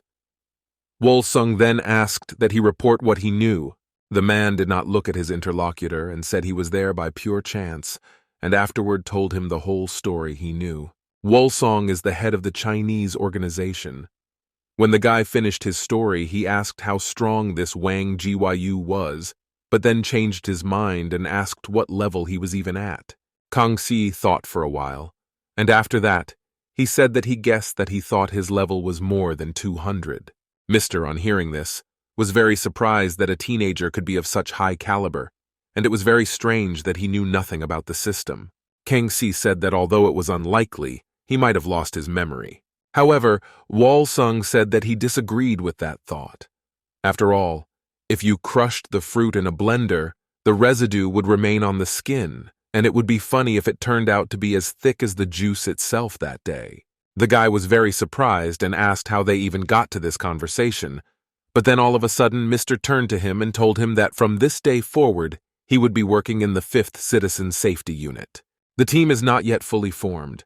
However, it is only a matter of time. Kang Si was very surprised when he heard where he was being redirected to. In fact, it is the responsibility of the people in this department to cover the tracks of manipulation, intimidation, bribery, as well as murder. This is the most important position in the organization. There's no room for a regular support person. That was why the guy was so surprised. He didn't understand why it was him. Wol-sung said that the goal of Department Number 5 would be to eliminate this Wang Gyu.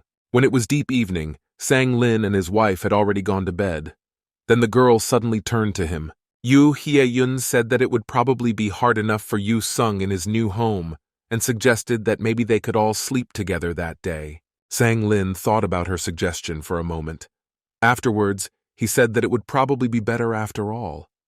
At that moment, the man thought that, in fact, there was no one in this world who was kinder than his wife. After their conversation, Sang Lin took his pillow and started to go up to the master's room to spend the night with him. When the guy was already near the door, he was about to knock. However, the door suddenly opened, and Jin Yu looked at him angrily, asking if he had come at last. Sang Lin, walking into the room, wondered in surprise if he knew he was coming. Maybe he had overheard their conversation. Jin Yu asked in surprise, did he really think he was so untactful? He just opened the door when he sensed his presence. Sang Lin remembered at this moment that the leader had this ability. He could recognize all sounds within a 500-meter radius. It could be whispers or just the footsteps of insects. He will hear it all, and he will hear it very well. And in order not to go crazy from so many sounds, the leader practiced controlling the flow of incoming information. It was unpleasant for the guy to realize that he could actually hear all the conversations if he wanted to. When Jin Yu sat down on the bed, he asked if he liked the room. The guy said that what they call a bed is actually very soft and he likes it. Sang Lin explained that it was actually an image that was inside the sofa, making it very comfortable to sleep on. Jin Yu thought at that moment that this world is a very wonderful world with so many things that make human life easier. That day was the first time he used the most ordinary things such as TV, telephone, and computer. The guy explained that in this world, instead of martial arts, people just developed in science. The gentleman agreed and said that was what interested him the most. Jin Yu asked why there were no martial arts in this world. Had the knowledge of them been lost? Sang Lin said that they probably weren't there at all from the beginning, and no one just didn't know about them. Then the boy asked if the leader recognized the place. Jin Yu said that it's a rather strange question since it's his home. However, the guy said that he wasn't referring to that, but to the place on the map. The leader hesitated, and Sang Lin said that this was the southern capital of Goguryeo. In the year 1392, the Joseon country was formed in its place. That's how the Korean Empire and the Republic of Korea came into existence in the year 1910, and they are currently in the Republic of Korea in the year 2022. Jin Yu, upon hearing this, realized that they had somehow ended up in the future. However, there were certainly positive and negative aspects to it. Sang Lin asked him if he remembered the name of the first emperor of the Ming dynasty. So it is Ming Ju Yuan Chang who is the founder of this country. When the master heard this, he was very surprised. He said that the first emperor was Zhu Jianghu, so how come? Sang Lin said that there is no mention of Jin Yu-sung's name among the princes of the Koreas, not even in the royal family of the Jin clan. In fact, he even has a theory that their worlds were created as twins. For some reason, however, the energy in one of them disappeared. Jin Yu, upon hearing this, smiled and said that it was very cool. Sang Lin was even embarrassed, but then he asked what about the gate in them, since they give something like internal energy for leveling up. Many people say that no one knows the reason for the appearance of all these gates. Jin Yu then asked if he had ever been there. The guy replied that he really didn't, since that's usually what the organization does, and asked if leveling up really gives you internal energy. The leader replied that the stats gained for it could be exchanged for it.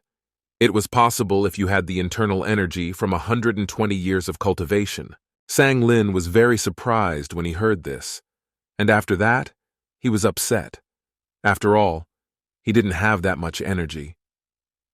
Jin Yu was surprised and asked if he hadn't practiced in this place. The guy said not at all, for the mere thought of having all sorts of charms in his blood threw him into a shiver, so he didn't cultivate.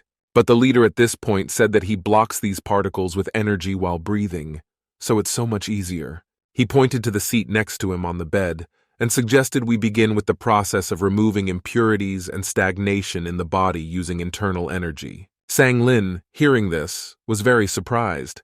He asked if the leader was really going to open the blocked meridians by tapping.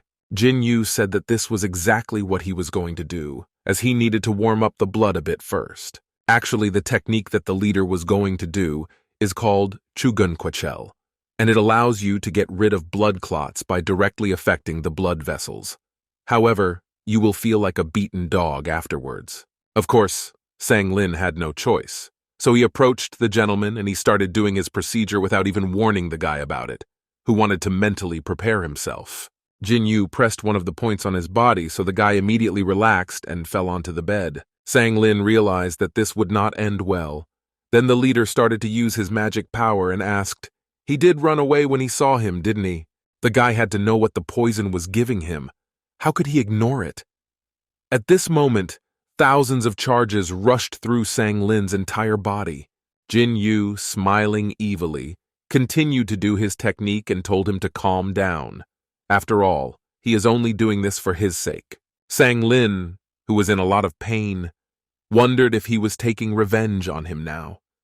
The leader is very vindictive after all. The next morning, a guy named Xiong Benim, who was in the hospital, woke up.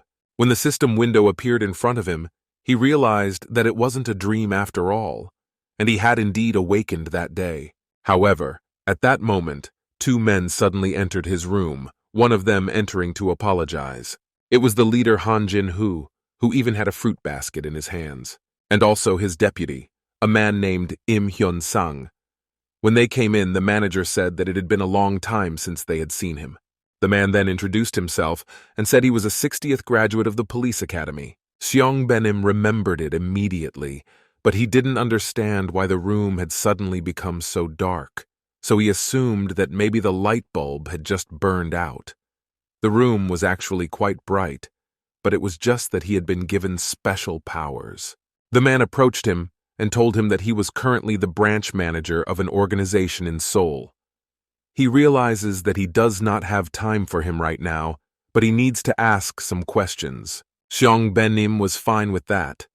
However, he asked them to move away a little because he was so uncomfortable. After that, a conversation ensued between the men. After a while, the leader and his assistant left the room. The assistant said that he thought it was all true. That the teenager named Wang Yu had cleared the gate by himself was true. The supervisor agreed with him. But then he thought about it, and said that if you put their information together with his story, it all fit together very accurately. Then suddenly the assistant was very surprised and asked, "Does he really know something?" Jinhu looked at him carefully and asked, "Does he still not understand?" Then, after waiting for an answer, he asked what could be behind the disappearance of an awakened man of such a high rank, and a hero as well. There's only one answer to this question. This guy is an opponent of the organization. The aide was very surprised and asked, Is he really a banned person? But then the leader asked, what if Wang Jiyu awakened from the people who are against the organization? Maybe he is their trump card. The aide then said it would then be understandable why there was so little information on him. Jinhu added at this point that everything was now falling into place. His actions, lack of basic knowledge of the world, strange clothes, manner of speech, name, gender, age, and appearance. However, this is all false, and they must be sure to add another criterion. It's absolute power, which can be called purpose, as the name lowers imagination and logic. The aide was very happy at this point. He said that this was what he expected from the manager. The man is worthy of respect. The supervisor then told him not to relax, and at that moment, the deputy realized why he had saved other civilians. Jinhu said this is exactly what it takes to change the system. You have to get the support of the citizens, and the fact that it couldn't be handled by the organization was good publicity for them. However, perhaps this is just the beginning of a war with the people against the organization. The deputy said that finally the system of organization that unites the awakened will be destroyed, and that really scares him, but then suddenly someone called them. The man became frightened and asked, who could be calling at this hour? He answered the call and told the supervisor that they had received valuable information. The target was using the dialect of the Choya province. The man, upon hearing this, said that this was quite unusual. Afterward, he immediately ran and told the deputy to get them back to headquarters quickly. The next morning, in a construction company, the workers suddenly noticed that their president had been looking very good lately. One day, one of them dared to say this to his face and asked, has he really started taking some vitamins? Of course, the leader of this company was Sang Lin. He told Executive Woo Kim that last time he had said that he had gotten taller, but the girl agreed with the executive and said the president has just been really shining lately. Sang Lin, upon hearing this, was very surprised. However, it was indeed true. He had gotten more and more beautiful since he had met the leader. In fact, he thought it was all due to the effect of the technique the leader was using. And there was a lot more hair than before. Just like that, 10 days had passed since the leader started living in his house. And at this point, Jin Yu had sold his soul to the television and the internet. The leader spent most of his time watching documentaries from the special channel and learned a lot of things about the world. One day, Sang Lin watched the program with him and said, is that really it? No wonder there was no such thing in their world. Jin Yu said admiringly that he now knew what an earthquake was and laughed, saying that that ritual was so useless after all. However, what surprised Sang Lin the most, of course, was that the earth was round. When he first heard about it, he thought the whole world had gone crazy. Jin Yu looked at the guy and asked if he knew it.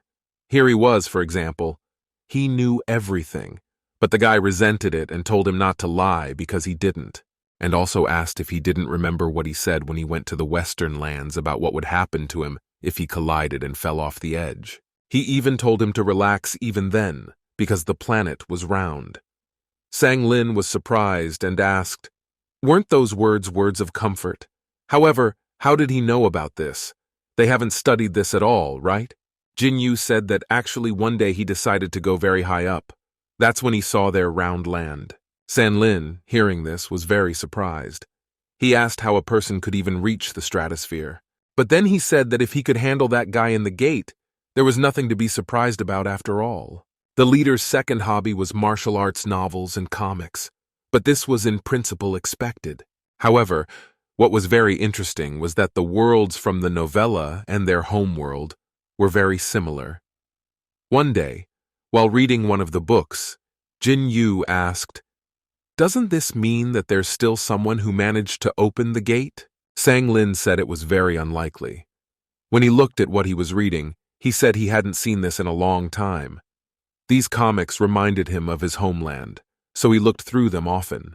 However, when the main characters looked stronger than the leader, the man just threw them away, not realizing if it was even possible. Yes, and in general the writers needed at least some operation on reality. Therefore, such works were simply thrown away by him.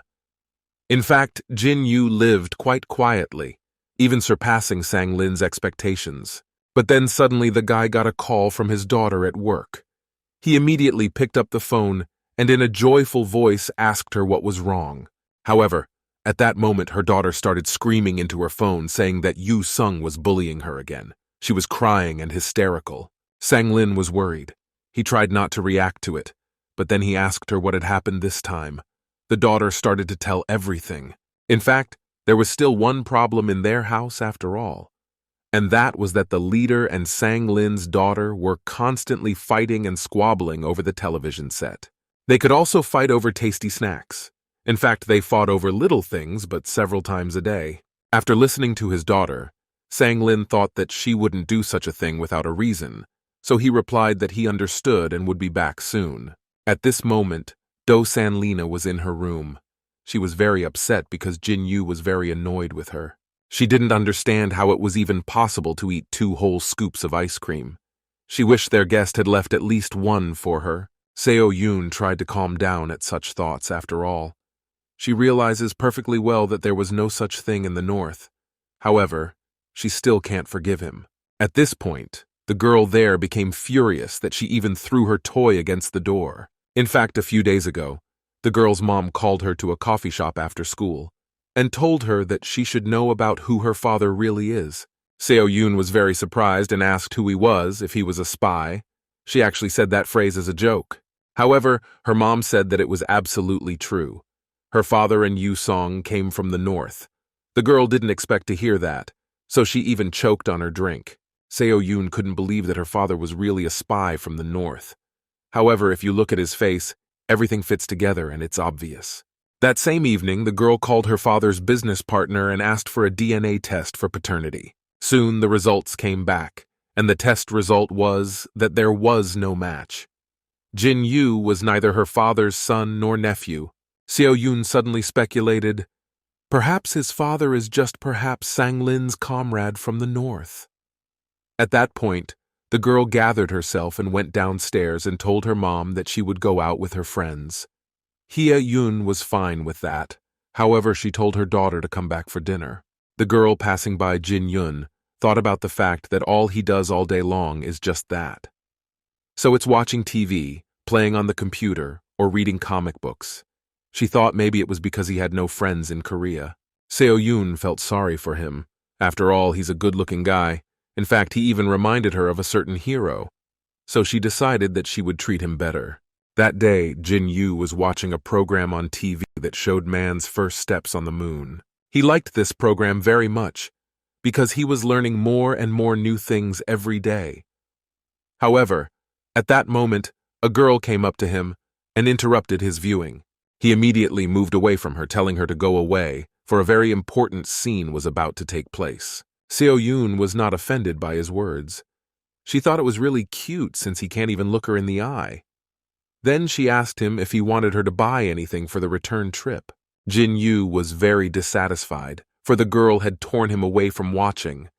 So he said that he didn't need anything. Seo Yoon was only amused by this situation. In fact, she had received over 100 declarations of love and proposals from the company before. Does he really think that the first one who pretends as if he's not interested in her